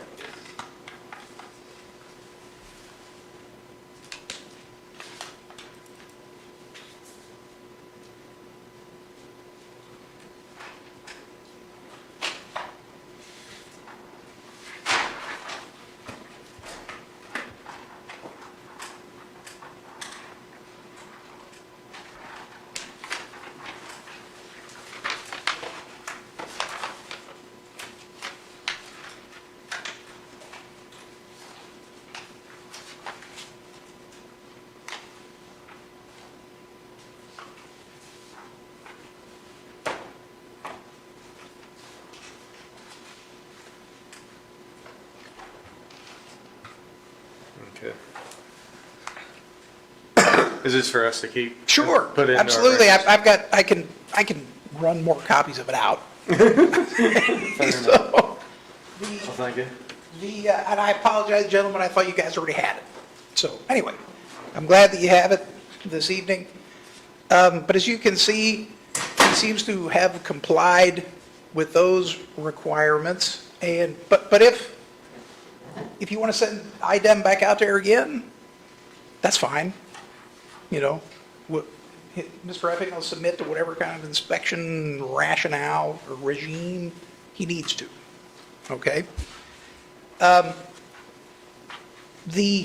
I guess I would say, so in terms of the violation status, if there's anything else that you want him to do to comply, he'll certainly do it, okay? And in terms of the special exception, or in favor of the special exception, I would, and in the spirit of what we heard earlier tonight from the Planning Commission meeting, I note, just for everybody's interest, that Section 8.35, first thing it says is the purpose of the home occupation and rural home occupation is, one, to encourage commerce in Ripley County, Indiana by allowing small businesses to exist and be conducted in a residential or rural community without disrupting the neighborhood atmosphere, okay? And I think that's what Mr. Effing is. I think that he's operating it isn't what I would call a roadside business, in that he sits a sign out in front and says, welcome, come in, come one and all, I've got wares for sale here. He merely operates an online business that he ships items to, or delivers items to, or makes arrangements for people to come pick up refurbished items that he's doing there on his property where he lives. So I also, I guess, would say, in terms of not disrupting the neighborhood atmosphere, it's a farm area, everybody knows that, okay? Nobody's disputing that, but it's also, this actually isn't a new type of use on this property. For many, many years, it was a farm implement dealer that lived there and operated right there, and had all kinds of equipment out for sale, on display, there to be fixed, there to be worked on, and it's not qualitatively different than what Mr. Effing has been up to, I suppose. Also, though, in an effort to try to get along with his neighbors and to comply with the code, Mr. Effing's he's been in the process of putting up a fence all the way around his property. It's not all done yet, but he's getting there. Obviously, right now, it's hard to tell that anyway, because the corn is up. And if Mr. Effing is granted this special exception, he's going to put the money into putting up a new building or an additional building, so that the stuff that is currently out will be in, because he doesn't particularly want to leave it out in weather anyway. He'd rather have it. I think maybe he would tell you that he originally thought, I'll be able to sell it outside, I'll be able to store it outside, and it's going to keep all of its value, and he's learned it differently. And so but he doesn't want to put the money into building the building if he's not going to get this special exception. Okay? And so, additionally, I guess I would just say, because I know it's late and you don't want to hear from me, if you got any questions for Mr. Effing, we'll be happy to answer them. But also, if there are reasonable conditions that you want to impose, tell us what they are. Thank you, gentlemen. Thank you. Are there any questions from the board for Mr. Effing or legal counsel? Yeah, I did. What kind of time frame are you talking on a building? 2 years, year, 5 years? way quicker than Yeah, that. I'll tell you, year and a half would be max. I'm trying to sell, got a house in Greensburg or something, get my old house sold, but all that's the building. So. You're talking about all the lawnmowers, all that stuff that's sitting behind your privacy fence now will be in the building? Like farm equipment, I would probably try like with a big tractor. Yeah, yeah. I'm talking about like all the lawnmowers and all that stuff that's, What size building you putting up? 8,000 square feet. 8,000? You doing steel framing? Or are you gonna go wood frame? Depends on how much the hell I have. Yeah. Like, quoted at 60 by 140, so. 16-foot tall. Yeah, it's all the buildings. If I go, well, I'm actually thinking about going steel to like 8 feet. Yeah. Yeah, if you go above 16, then you gotta have state inspected, I think. Isn't that the way it works, John? Over six, if it's over 16 foot to the eaves, you gotta have something else special. I don't know what building code would be on something of that nature, but, I think there's something about it, but I can't remember. I mean, the height can't exceed 35 feet without a variance as far as on Right, height yeah. at peak. But as far as a 16-foot eve, I have no idea if there is a specific building. 16 or 18, I think it was 18 feet. What are you thinking? That might be. But then you had to design go release like or a something? steel girder or special. Yeah. Well, whatever it is, we'll do it. We'll live with, Well, if he's at live under 16 it. foot, he's under that, so. You know, to get a building permit, Yeah, we'll they have got to. tobacco barns that big, I mean. And what size were you saying that you were planning on building? 60 by 140. 60 by 140.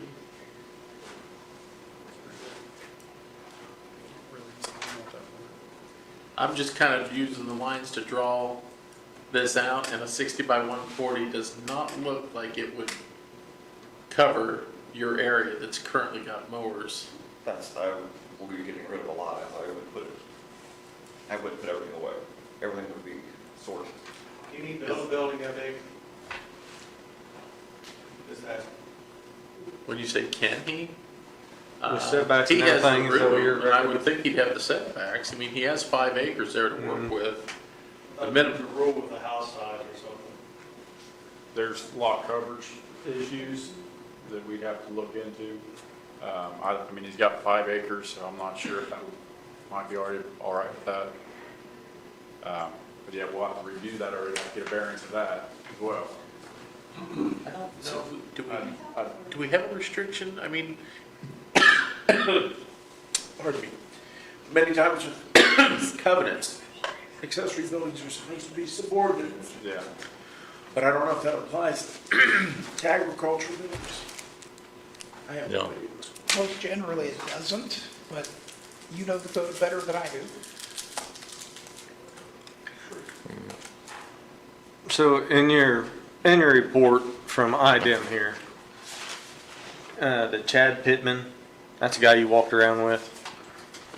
He says here, Mr. Effing operates a specialized lawnmower salvage yard and scrap metal recycling business at 5766. That was the first time we talked, and then like I said, we decided to switch everything up. He has it in his report as June 1st. Well, from the initial, his initial bid, it was, then we come back in and realize that we can't use that, we just, I'm just gonna include mowers, so everything's switching on mine. Because I was reminding you that we was talked about that in the last meeting about prohibited rural home occupations, automated salvage, junkyard scrap metal. So I think if this was to pass, there would definitely be some restrictions on, and you knew that was coming. We've been talking about that back and forth, so. When he states in the report, that puts more teeth in it, you know, so. Does the board have any other questions for I know. these guys in? All right, if you have a seat for us. Once again, remind the public that we've heard this one over and over again too, and time's getting later and we still have 2 more items that this gentleman has patiently sat through. So if we could limit public comment to anything new versus something that we've said before. I know you guys have been sitting back there patiently too. You guys, if someone wants to come up and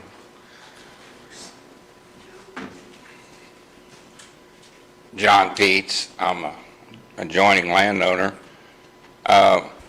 Fellas, it's a little bit repeat, but we had a nice residential home there. I bought the 80 acres around it. The bank kept the 5 acres in the bankruptcy with Mr. Sweeney. And we had a very nice looking neighborhood. Now we have a neighborhood that is terrible. It's not got any better. If he puts up a fence, if you look at the fence down around the Ripley County Bank, the old bank by Sam Rowe, there's a fence there. Now it's laying on the ground. That was something to soothe people over. That's not going to fix the problem. If he's going to build a building and put it in, why didn't he go about this legally to start with? When I built hog barns, I went through IDM and got my permits, and then I built the barns. He went out there and just started piling. He's got an order with Ralph Snyder to take all these junk lawnmowers. Well, you know, he was hauling them in. And we got hundreds of lawnmowers out there. Now, you can't tell me they're not polluting the ground. They're very unsightly, and it is one heck of a mess. Thank you.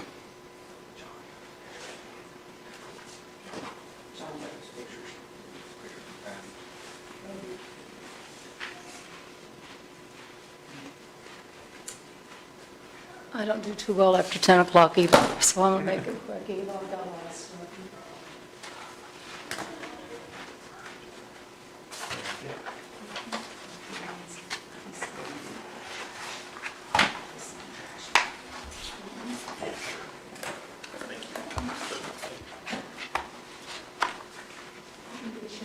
Hi, my name's John Kelly. I didn't get your name either. Nice to meet you, Adam. We own on the other two Ms. sides. Bush, go ahead and state your name for the... Melody Bush. We own property on the other two sides of the road. John owns the other two. The first section I have, the first part, is just their letter applying for the exemption. It's rural home exemption. So if you go to the second section, Chapter 80, Area Zoning Code, and I didn't know anything about this until I get into this. Section 80.35, Home Occupations and Rural Home Occupations. I printed out pages 100 and 105. Let's go through those first real quick, just the things that I have. Mr. Kellerman said that A, number 1, they're encouraging commerce in Ripley County. I agree. But if you look at B, number 1, it says in general, home or rural home occupation is an accessory use located and conducted in such a way that neighbors, under normal circumstances, would be unaware of its existence except for a sign as permitted. Obviously, if any of you have been by there, you'll know it's obvious there's a business there. Something's going on. Go over to page 103, rural home occupations, G. Towards the end of number 1, in addition to all other requirements applicable in the rural zone in which located, all rural home occupations are subject to the following.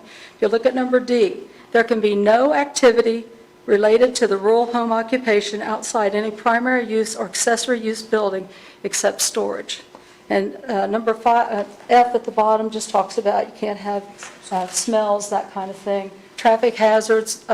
John had mentioned at the first meeting that there was an accident. I didn't get anything from the police. I tried to find a report. I couldn't find that. But, and 421 is a busy road, as we know. It's the old Michigan road. If you go down to the bottom of page 104, number 3, prohibited home, rural home occupation for reasons of incompatibility with permitted uses and/or violations of neighborhood character, which John just addressed, permitted rural home occupations shall not include the following: automotive, salvage, junkyard, or scrap metal yards. Cannot do it. If you go over to page 122, this is section 80.38, parking and storage of certain vehicles, automotive vehicles. An automotive vehicle or trailer of any type without current license plates or in an inoperable condition so as to be deemed dead storage or an abandoned vehicle shall not be permitted on lot for a period of 30 days other than in completely enclosed buildings and shall not be parked or stored in any district unless specifically authorized. And then there's a definition of an abandoned vehicle. Okay, if you go over to the next section I have, all the pictures I have in here I found on Doug's Facebook Marketplace. I didn't go on the site. I got nothing from anybody else. This is what I had prepared for the last meeting, and then we didn't get to talk because you tabled it. Facebook Marketplace, he had 265 listings as of July the 6th. That was the last meeting. If you go over to the next page, it shows, and these are all from his pictures. I'll tell you, I have a marketing degree. They do an excellent job of marketing. You might find 5 pictures of his stuff on every one of these entries he has. So the first one just shows, and this is kind of dark, but it shows some of his inventory. I call it inventory on here. Personally, that isn't what I call it, but I'm telling you it's inventory. If you look on the right of that first page, there's water standing. I told you at the other meeting, our area is very flat. I mean, extremely flat. That water, and anything from rust, from if there's something, oil or gas that they didn't happen to get loose, or get out of, removed, goes under the road through a drainage ditch down behind our house. We have some fruit trees there. We have our yard there. Our grandkids play there. We have fields there. And any of that goes on down and on into Ripley County on the way, the water. Okay, go to the next page. At one meeting, Ms. Pinson stated they don't dismantle vehicles, but this one is dismantled. It's not operable, I don't think, looking at it. There is a fence there, so you can see where they started to put up the fence. Some of these have the fence, some don't. And then if you just look at the other ones, I just took pictures that showed some of their inventory, if that's what you want to call it. So some of those, and then when you go to the next ones, just go on over. The ones that have, there's like, let's see, 12 to 16 pictures on those. And I didn't print those for everybody. There's 265 listings. I counted those. That was the July entry. I didn't count it this time, but there's some new entries, and I've got some pictures of those. I'm sorry? I said stop much. Hey, she's talking. Okay, so anyway, there were 265 listings, and this is just shows you how many there were, and it shows that it's his webpage. Then there were some reviews that showed that it's as early as 2022, so I don't know if that, the first meeting, Ms. Pinson stated that they didn't have a business, that they were wanting to get approval so they could start a business, but then in the July meeting, she said this was his whole source of income. So I'm not really sure which one it is, whether they have a business or don't, but it looks like they have a business from people stopping back and forth over there. The next one is just when, the same information that I gave at the, in the June meeting, where we gave you a petition and a request that you deny their request for this exception. And then the very last, on July 7th, that was just some pictures. Those I just took from my car, just stopped along the road. You can see it, they're kind of dark, but you can see the inventory. And then the third picture shows what we can see from our house. Again, we've got cornfields, so I couldn't walk down the field. I just took it from the road, but you can see the fence doesn't extend in the back, and there's a lot of inventory back there.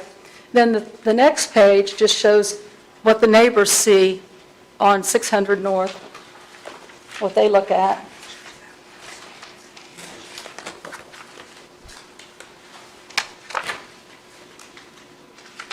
I did look at Indiana Biz again and tried to find his name for a business. The only one I found was the same one I had the first time when she said they didn't have one. This was the Secretary of State, and it just shows the effing surplus and salvage. Still listed as an incorporator and a vice president. I don't know. I think there might be two there. Might be, I don't know. I couldn't find anything else, so if they have another business, I don't know what it is, but based on those reasons,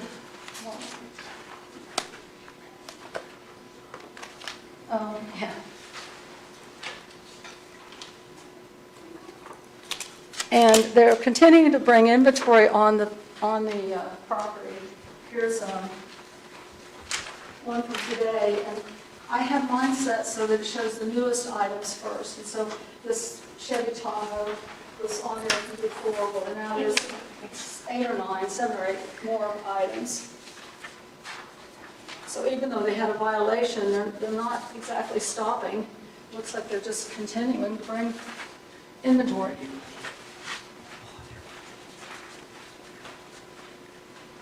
What, is it continuing, or is he trying to clean up? I I mean, don't do you have pictures of them, like, dropping off, say, that Tahoe or anything? Or is it, No. all we see is the Facebook post, and, No, we see it across the road, but I don't walk along there where I could get a good picture. I just don't do that. We talked about before, John said too, we didn't start this when they first started this. We didn't think, Sweeney it was open, you could go between his equipment. It wasn't like this. I mean, look at this. Can you start a junkyard anywhere in any other county? In Ripley County or any place? Can you just start a junkyard? I mean, this looks to me like that's what it is. Definition of a junkyard per zoning definitions on 156.444 is a commercial property. Well, this is zoned agriculture again. It's not commercial. Where wrecked, abandoned, or decommissioned vehicles and machinery are collected, stored, and sold for salvage parts or scrap metal. It focuses primarily on processing bulk raw metal. A junkyard focuses on reselling functional parts. Vehicle acquisition, inventory dismantling, where they take out the hazardous fluids and so on, and then sell the alternators, the batteries, the tires, the things that you can see from these pictures. And he said those are, I don't know if that tire on that one is inside, it looks more like, I don't know, maybe it is. Parts salvaging, where they pull functioning parts and sell those, and scrap conversion. Vehicle is sent to a scrap metal yard. So based on those items, we don't think that this should qualify for a home exception, even if he put it inside.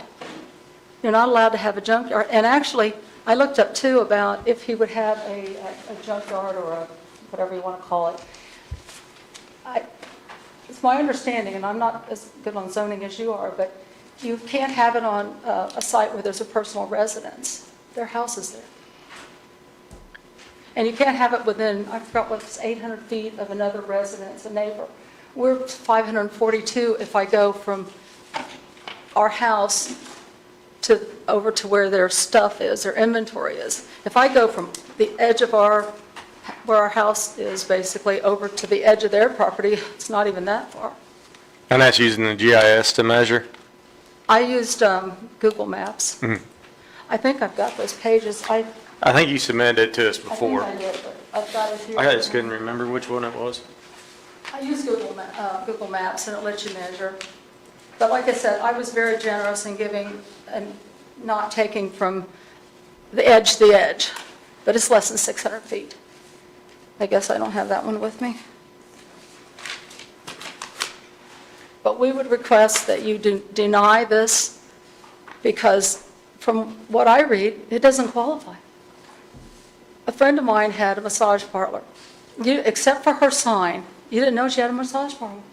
This says you're not supposed to even know that the person has a business. They have something going on. A lot of something. And I don't think any of you would like to live next to it. We don't. And if it's approved, look out, because you're going to have other people wanting to start this kind of business.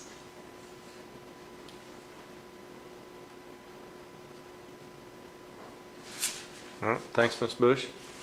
Does anybody have any questions? Anything? So we request that you deny it, that you deny the request for this, and we request that they clean it up.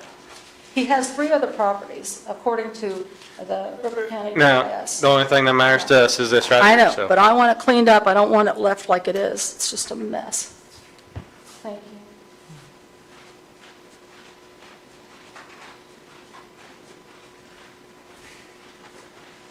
All right, is there any other public comment for Mr. Effing and I'll Ms. give a Benson? real quick history. Mr. Kellerman said Dave Osborne, tech review, from the time we saw this complaint in tech review, we told them from tech review and the planning department that this was a salvage yard and needed to be treated that way. Not a home occupation. Every time we turn around, somebody wanted to do something different. You can smile all you want. But you were told it was a salvage yard, that it was, needed to be treated that way, and the only way for them to do that is to rezone. There's a real good chance that the commissioners weren't going to rezone a spot zone out in the middle of the country. You know, when Les had this, you know, it did have tractors and discs and things like that, but this went way beyond that. And that's what we told them at Tech Review. And so Mr. Kellerman addressed the board and said, tell us how we do this right. You do it right by creating it as a salvage yard. This is not a home occupation, and we've said that from the beginning in Tech Review, because we review all the BZA applications in Tech Review. So I wanted to give you a little bit of history. We never wavered from the beginning when we got this complaint that this is how this needed to be handled. Now, did we say it's going to be easy to get a rezone through the commissioners? No. But that's why we don't do a lot of spot zoning for this type of thing.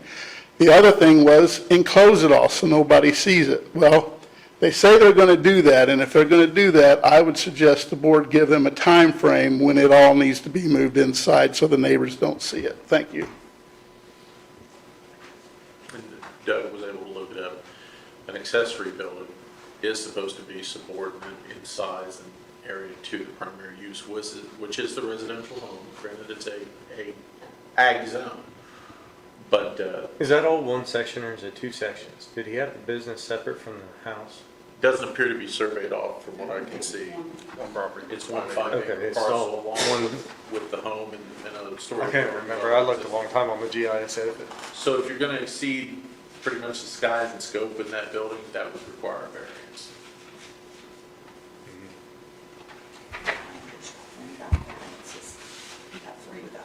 But the whole thing about building it needing 18 months, I mean, that's allowing a problem to exist for way longer. Yeah. I mean, a fence was built, but the building should have been built. Let's finish up public comment so that we can close that, and then we'll come back. So, was there anybody else that wanted to speak before he comes rebuttals? Yes, the building's fine. But the building should have been built before he moved his junk in. Like I said, with my hog barns, I went and got my permits, and then I got my hog barns. He just moved his junk in on us. He never even considered a building. Thank you. All right. You want to give your rebuttal or closing statement or whatever fancy words? Real brief. We can't turn the clock back. All we can do is move forward. That's what we're trying to do in a way that complies with the code and that still allows Mr. Effing to use his property in a similar way that it's been used in the past. I would also, I guess for the record, I would note that regardless of what Mr. Osborne and the Tech Review Committee may have done, when Mr. Effing first came to apply for the special exception, he didn't come up with the idea that what I'm supposed to get is a special exception for a rural home business. That was told to him by the staff, who were doing their job appropriately. Okay? And so we're here on the, having filled out the form, they said, here's what you need to fill out. All right?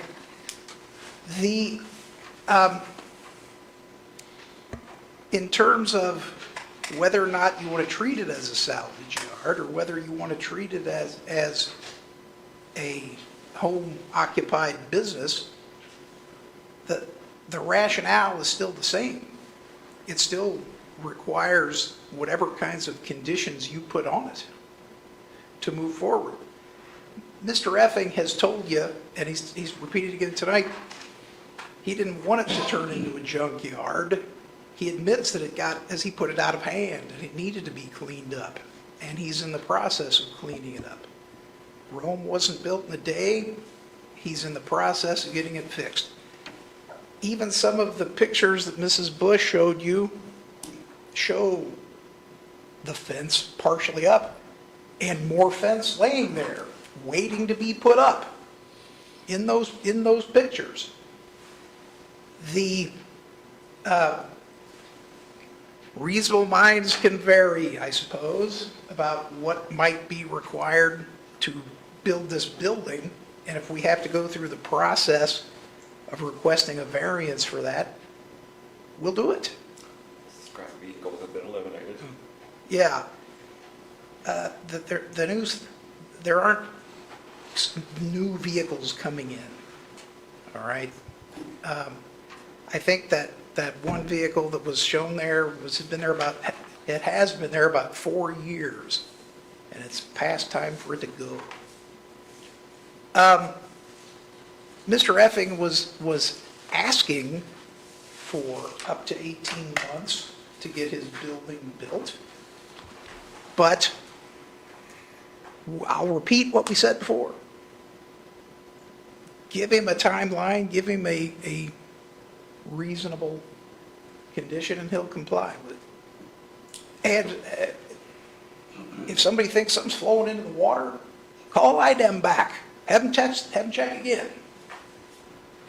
And to complain because I'm selling stuff on Marketplace, that's how I get rid of stuff, that's how I clean it up. So- They're complaining because I'm selling stuff. So anyway, there we go. Sorry, it's late, folks. And one thing real quick, as far as this. Ms. Benson, make sure you state your name for us. Cindy Benson, my name is Cindy Benson. Another thing, as far as like health issues go, I just want to say for the record that there is actually a case with the Indiana chemist right now, because on a Friday evening, probably about the first part of July, the Bush. Hold on. Before, does that have to do with this application, or is it neighborly quarrels?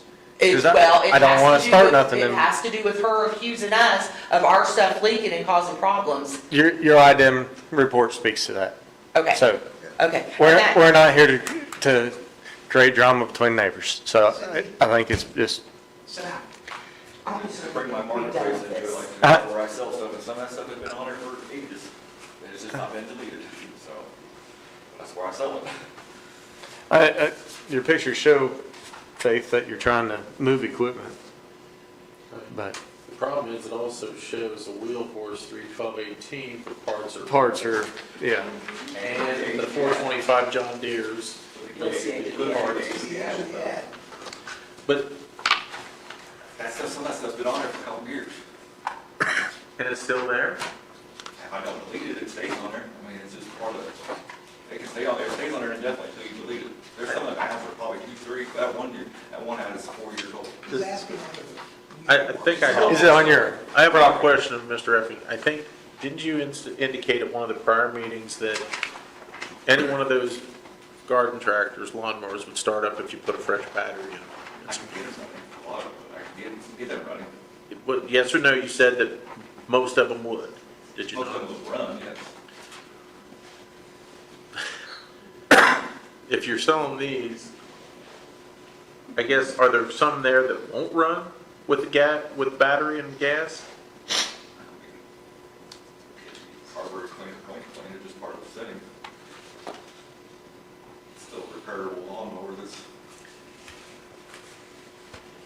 How many are there still being sold for parts? It's being sold for parts. I'm sorry? I quit selling, I quit the salvage part, I'm just going to sell them complete. Can you step up to the mic? No, I'm not salvaging, I'm selling them complete, because I'll have to. How many of them just need to go to a junkyard for a quicker sale?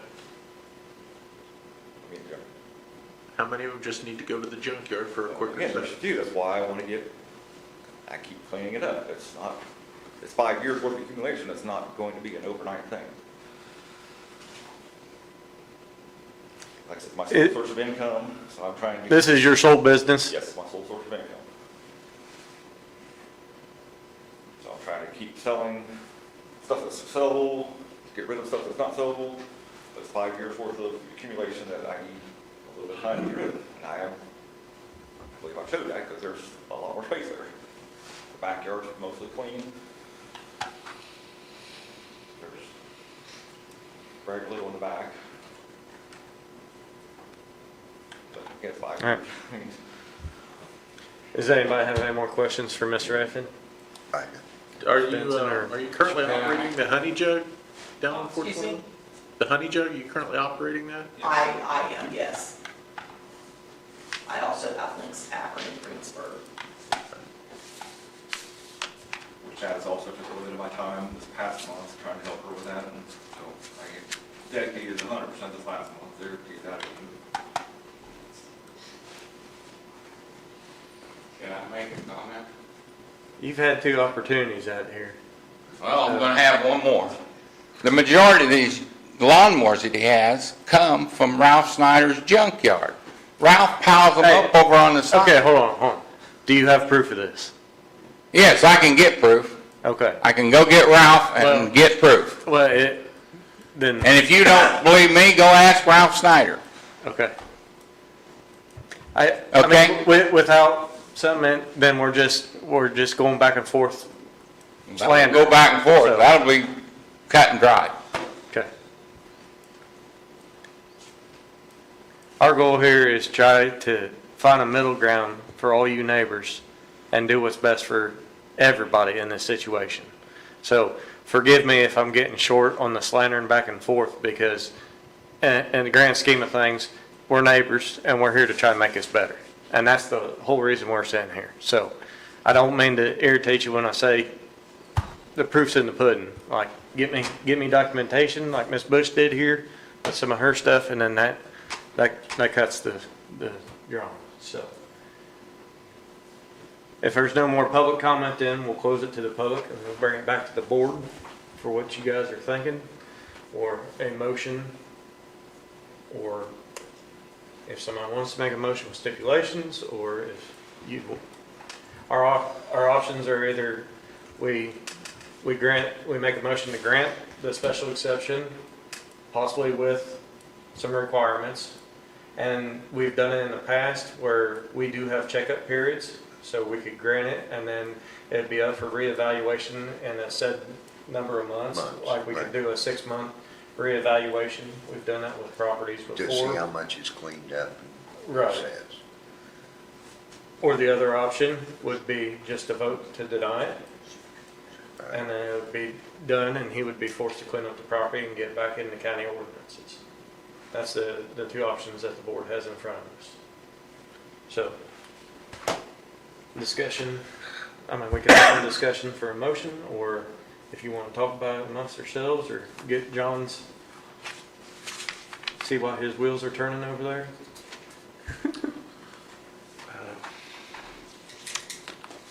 I mean, what you was talking about before about the salvage yard, I mean, from the looks of it from the road and what from the IDEM report says, he says in his findings on, or when he typed up his report as of June 1st, on June 1st, 2026, IDEM walked through the property with Mr. Effing. He accommodated him, walked around with him. It does say that the solid waste, he didn't find anything. He did say that he cleaned up from a previous visit. The one line that hangs me up is it says in his report that he's operating a salvage yard and a scrap metal recycling business. And that's, I mean. Derek, what's your opinion of this? I mean, our code says you can permit agricultural implement sales per special exception.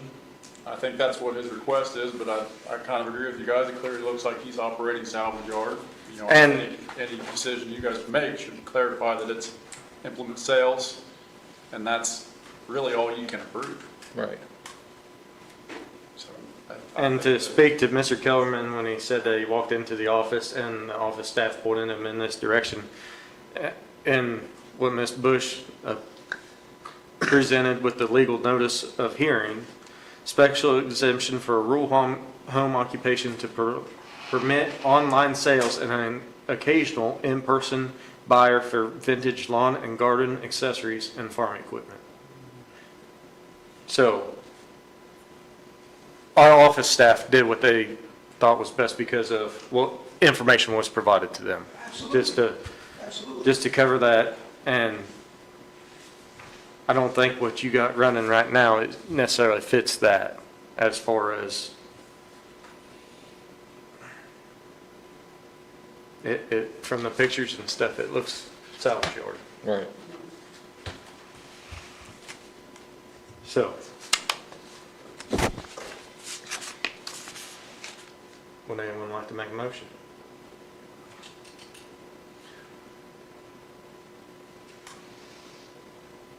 Or do you got more discussion? Sorry. Clearly, it probably lines up more as a salvage yard now. That's what it appears. What they've asked for is to do that. I don't even know if you could.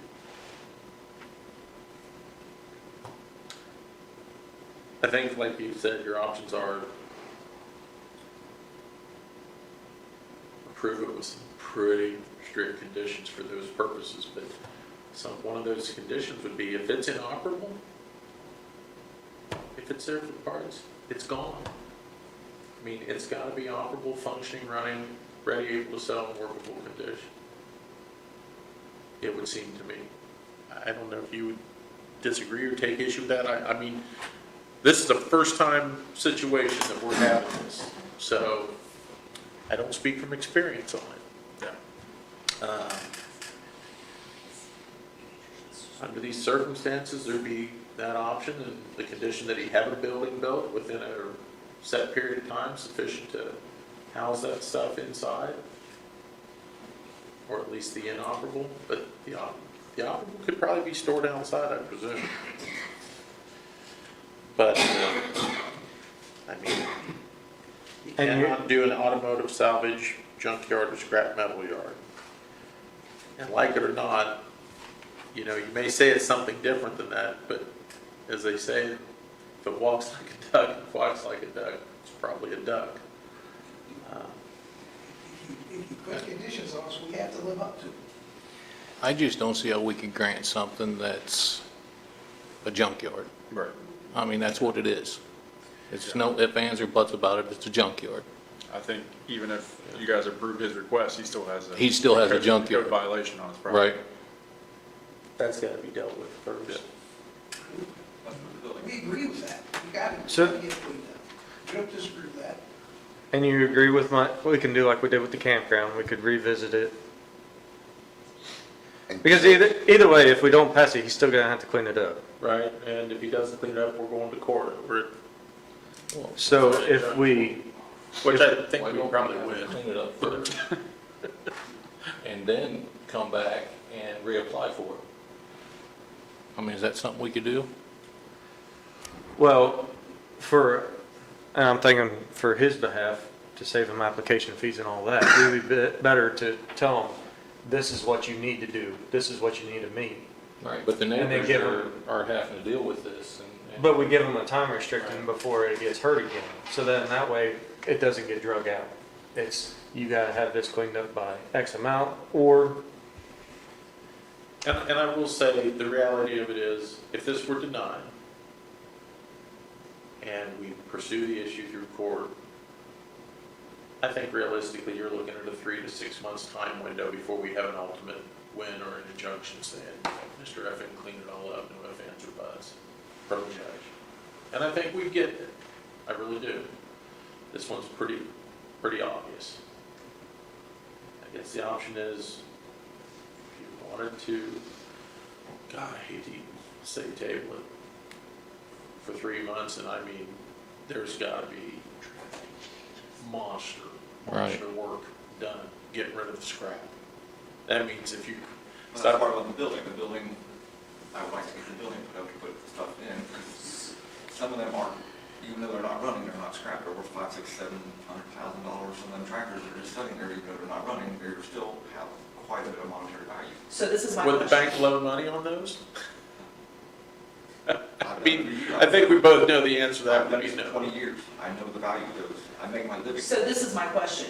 If a battery can be put in it, because you're not supposed to store the batteries outside, because in the winter and the summer, they'll crack and they'll break and they'll leak and all that fun stuff. If a battery can be put in it, and hypothetically, a little ether can be shot to it to fire it up, does that consider inoperable? That one picture with the cat on it. Who's gonna regulate that, though, to say that every one of those are been fired up? You got that much time to be right there? Right. You're basically, You know, yeah, go ahead, Derek. I mean, in reality, if there's, 2 or 3 tractors in that situation, I don't think we'd be having this conversation. I think it's just the scale of what we're dealing with. Well, I need to be able to sell what's there to put the building up, to offset the cost of the building, to put the rest of the stuff in. And that, it almost sounds like, yeah. This is the cart way ahead of the horse.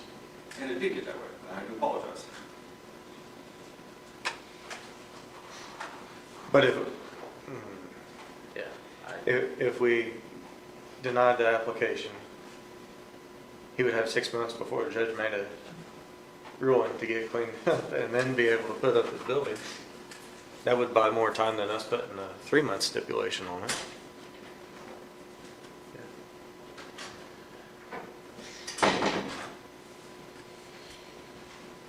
I can't tell you what to I do. mean, we could potentially still approve the implement sales and address the code junkyard violation issue independently of that, in a sense, I guess.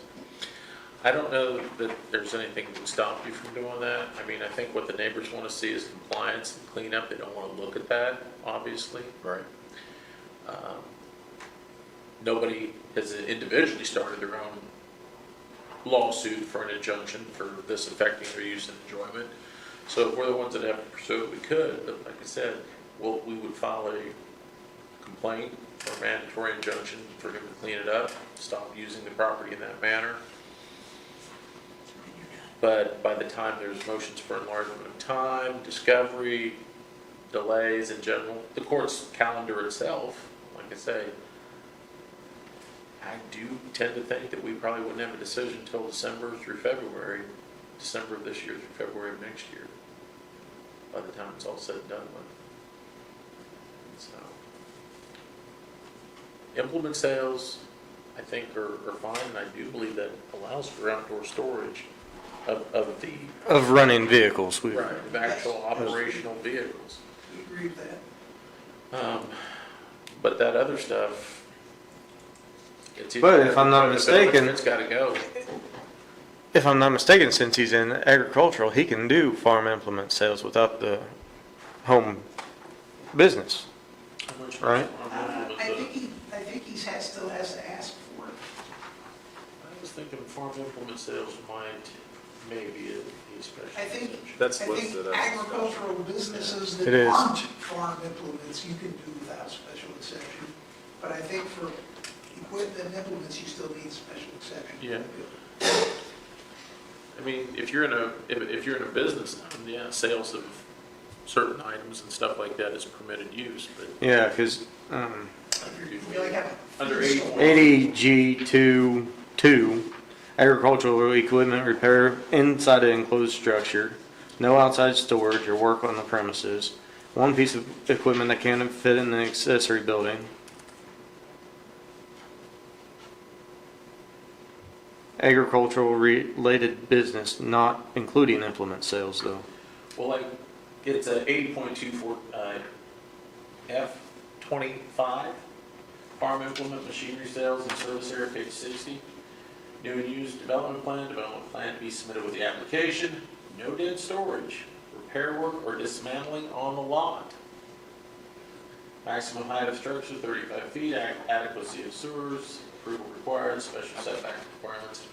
Used machinery may be placed temporarily in the rear of the building line in the sales lot, provided that the new machinery may be placed temporarily in the front of the building line in the roadside business district, but not closer than 20 feet to the front line in the RB district. Let's see if that one's permitted in ag. I would think it should be. that would be under E25. Yeah, A1, A2, LB, RB, and GT. So, that takes a special exception, but again, no dead storage. No repair work or dismantling on the lot. We quit doing that.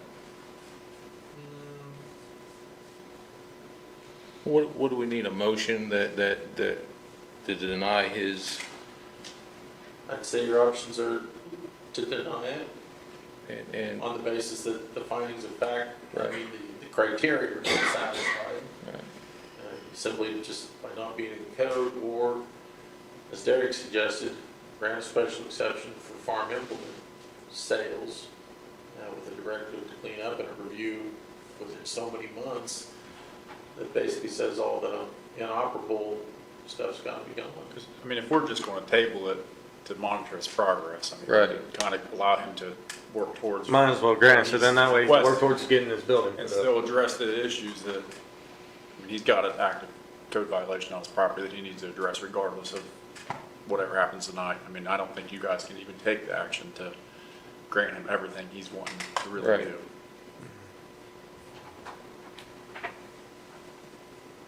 Usually, historically, before we go after someone in a lawsuit, if they are making progress on a cleanup, we've kind of allowed more time, because the bottom line is, you know, we're not looking for fines, we're not looking to punish people on that. We want compliance, we want people to clean their stuff up and get it into the shape where it should be. So, Well, you said it's took him 5 years to pack all that in there. You ain't gonna do it in 6 months or a year. It's gonna take a while. I think you're gonna have to work at it harder than Facebook Marketplace. Well, I mean. And relying on a customer wanting something like that, some of that just simply is gonna have to go to the junkyard. If you wanna make enough progress to satisfy your neighbors, to satisfy the board. how about making a motion that says that we deny it until he gets out of violation? Then A he has- denial is a denial, he Yeah, starts over. yeah, that's what I mean, though. That's what I say. He just, I make a motion that we deny it. I need the building though. The Right. building ain't gonna come with it. Well, as of right now, there is a motion on the table made by Rick to deny the application for the special exemption. Is there a second? I'll second. Okay. It's been properly moved and second to deny the special exemption for the rural home occupation. Sorry, let me spit that out. So, all those in favor of denying the application, signify by raising your hand.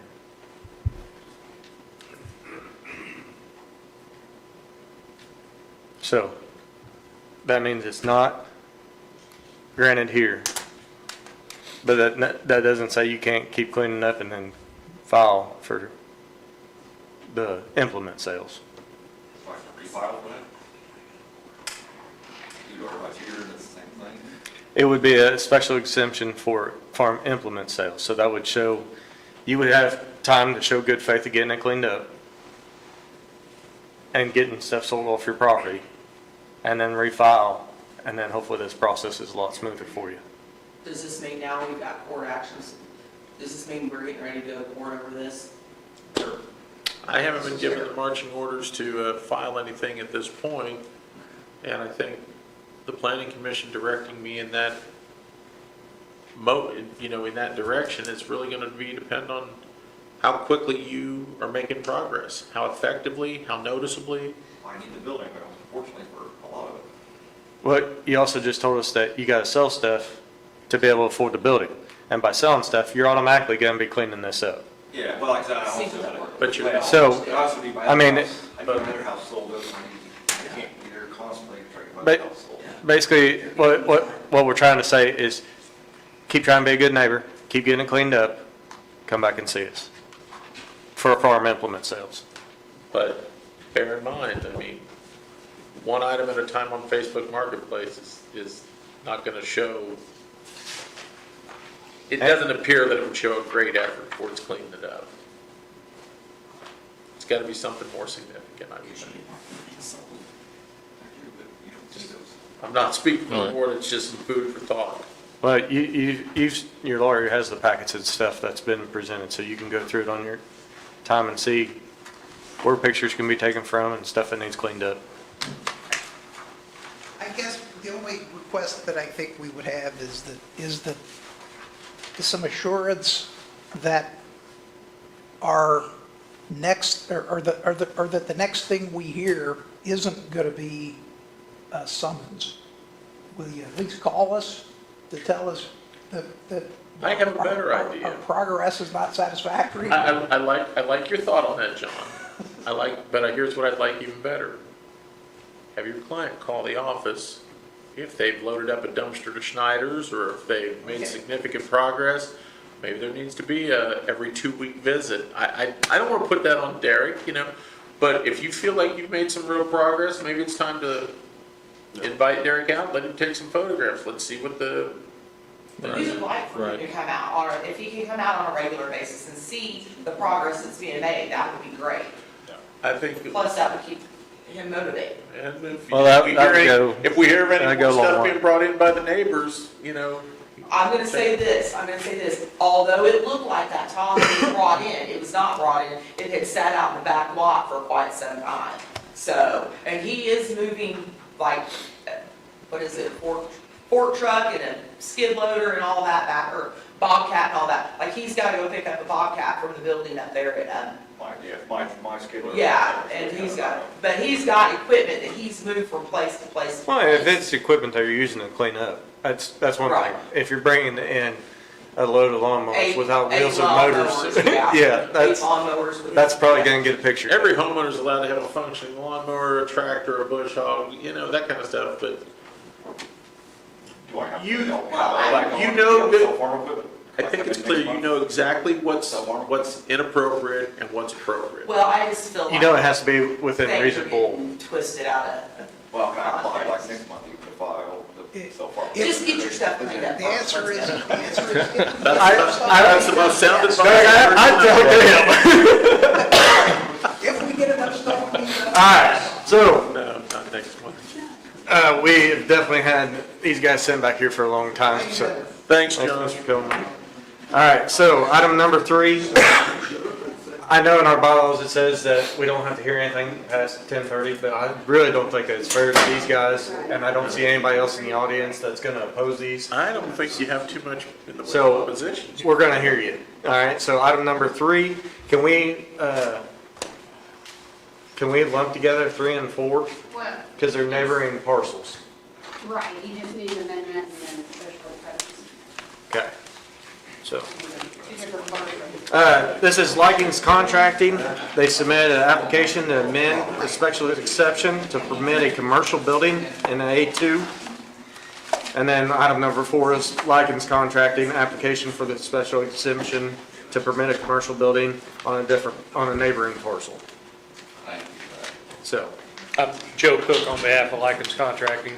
So basically, in a nutshell, we're located just south of Pentown out on 101. Yeah. Our primary business is located on the west side of 101. We applied, I think, a year and a half ago for a special exception to have a lay-down yard on property we bought on the east side of the highway. So the 12783 property is where we're just asking for the special exception to put up a storage building. And then the amendment to the other special exception is to put up another building on the east side of the property. So one on one side of the road, one on the other? Correct. Yeah. The east side of 101 is just a contractor storage yard. Yeah, we approved that. yeah, we did That that. was a little while back. Yeah. And then the other one, where Likens' main businesses used to be a BATA implement. Right. Right, And it Pretty somehow it's popular. just grown or Popular, expanded. right. But So, all your setbacks and everything are good, right? Correct. On this, I've seen that in the site plan, I believe. Yes. Good. Building will be the same type of construction, look the same as what's out there now. Okay. All right, any questions from the board? All right, thank you, Mr. Likens. Anybody else here to speak upon this? Thank you, I appreciate it. All right, so we'll bring it back to the board. Let's go ahead and make this in 2 motions for the record. So we're voting first on number 3 for the amend the special exception to prevent a commercial building. Is there a motion? I'll make a motion. I'll second it. So Gail made the motion, Rick seconded the motion. All those in favor? Unanimous? Item number 4 then, Likens Contracting, application for a special exception to permit a commercial building in the A2 district. This is on the vacant lot where, or on the other side of the road. On the storage lot, wasn't it? Right. Okay. Lay down yard in that way. Yes. So is there a motion to grant that I'll make special a exception? motion for that one. I'll second it. Rick and then Gail. All those in favor? Motion passes unanimously. You're good. Thank you, guys. Thank you. See, with the other 2 being tabled though, that was old business, so we couldn't have bumped these guys before the old business, could we? Not really, probably shouldn't have. It's All right. nice to finish on an easy note. Yeah, so, Mr. Campbell. Howdy. I'm assuming, sorry.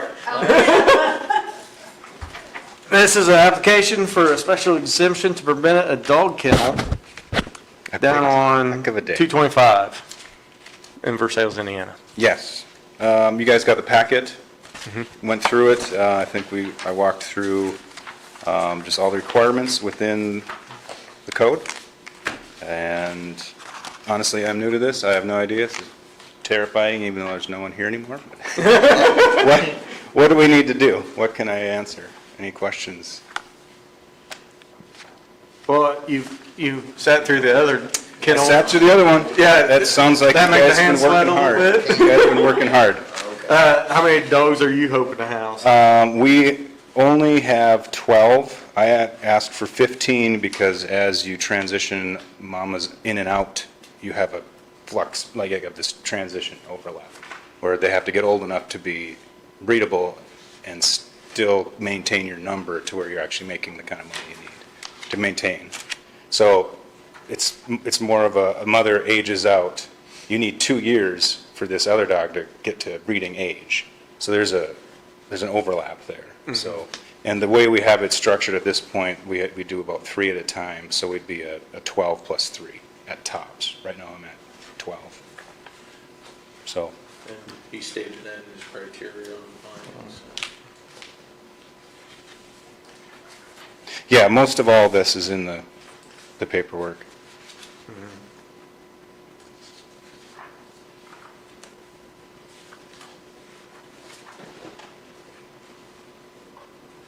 I can say we have a large family, and I do have a staff of 6. Okay. So it's not just me, or me and my wife, or All right. there's a handful of us. So your development plan, page 1. Yep. You're limited to 15 dogs. Yep. Building height, private breeding kennel only, no boarding, daycare, rescue shelter. We don't have to worry about you flying somewhere, bringing dogs back with you from Brazil or. Not for that reason. If someone wants to buy one from Brazil, they can, but they have to be here. They have to make an appointment with you, no public business hours. Yep. Dogs housed indoor kennels overnight, send them off to disinfection. Okay.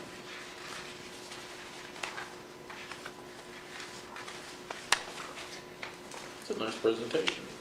All right. I'm done. Goodness.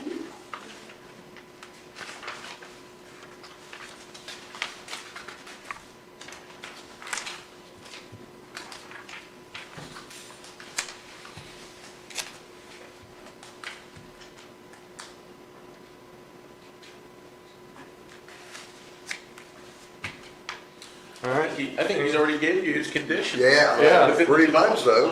Right. That was the hope, just to make sure we're all on the same page. Yeah, Well, we- thought out, well prepared. We appreciate you calling in and working through Vicky, because. Oh, Vicky Yeah, I was got a amazing. phone call about it earlier to make sure everything was met, so, Okay. yeah, thank you for your diligence. Is there any other questions from the board for us? or- No. All right, Like you you can have a said, seat, it's sir. Is there anybody else from the audience that wishes to speak to this application? Next kennel that comes in needs to go to him to how to work that. Yeah, Right, no right. kidding. Yeah. From temporary use perspective, that's the way it ought to be done. Yeah, Right. that packet right there is phenomenal. Right. Did you put that together? Yeah. Yeah, that's nice. Very good. Yeah, I well, warned him, yeah. you better have it all. It's certainly not relevant to a decision, but what breed of dogs, if I may? Mutt doodles, Okay. as the other folks call. Gotcha. They're popular though. People- They sell big time. Oh, they sell, they sell. All right, I'll bring it back to the board for discussion or a motion. The motion would be to either grant or deny the special exception for a dog kennel. I'll make a motion to grant it. I think if you say pursuant to his development plan, you've got everything you need. Yeah, that's the way it looks. Okay, so recommended motion pursuant to his development plan, Right. second by Gail. All those in favor? Motion carries unanimously. Good job. Thank you. Yeah, excellent job. You guys got quite a job. Now there's just a. We're overpaid too. So, I recommend you go through those individually. It would appear that, We haven't adjourned yet, Mr. Osborne. hey, we haven't adjourned. We haven't adjourned yet. We have to do our findings and facts, sorry. So if you want to go in reverse order, that's a pretty good set of findings of fact. Right. By Mr. Campbell. So you want to do each application as a, I We think, just adopt for the each one? record, you can adopt his written findings as your written findings. okay. That's So- the question, ever detailed. One of the best sets I've seen.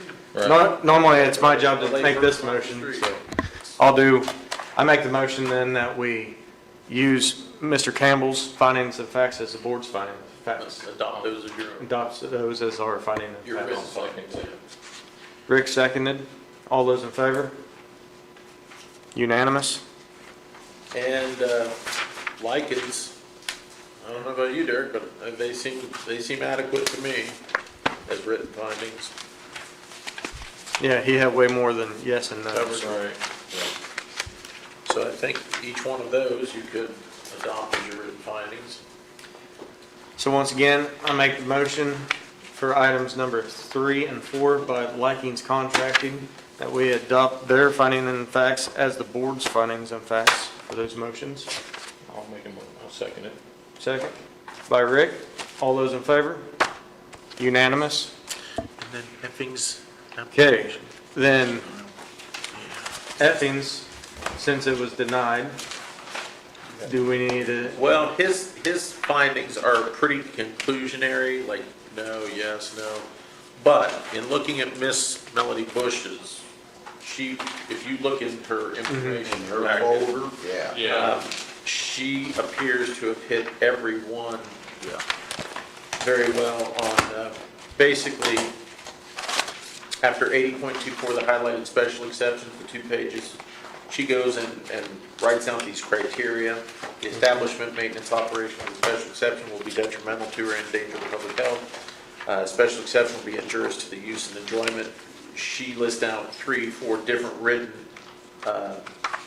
actual spelled out findings, observations, things of that nature.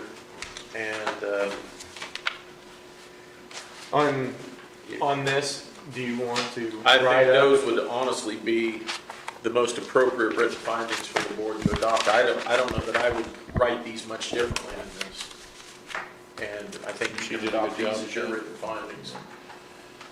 At the, which would be, let's see, I'm gonna just count as like 1, 2, including the cover pages, 3, 4. So in other words, it would be page 5, 6, and 7. Pages 5, 6, and 7 of the handout by Melanie Bush addressing the 5 criteria. I think you're well within your rights to adopt those as your written findings. So moved.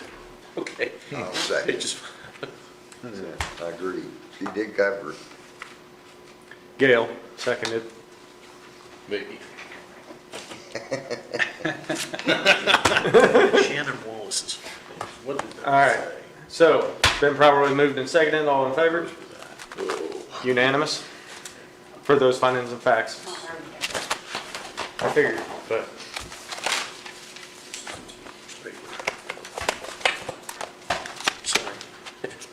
So now on to Ms. Wallace's findings and facts. Oh, my I don't have her, and I don't know if those were more of a conclusion I don't have those from the original application she provided. meeting. Forget where those were at.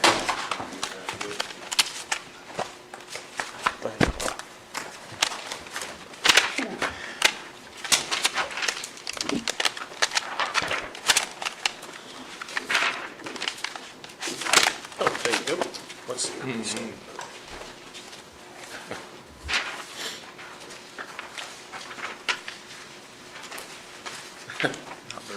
Very, very conclusionary. So, on her, will the establishment, maintenance, or operation of the special exception be detrimental to or endanger the public health, safety, or general welfare of the community?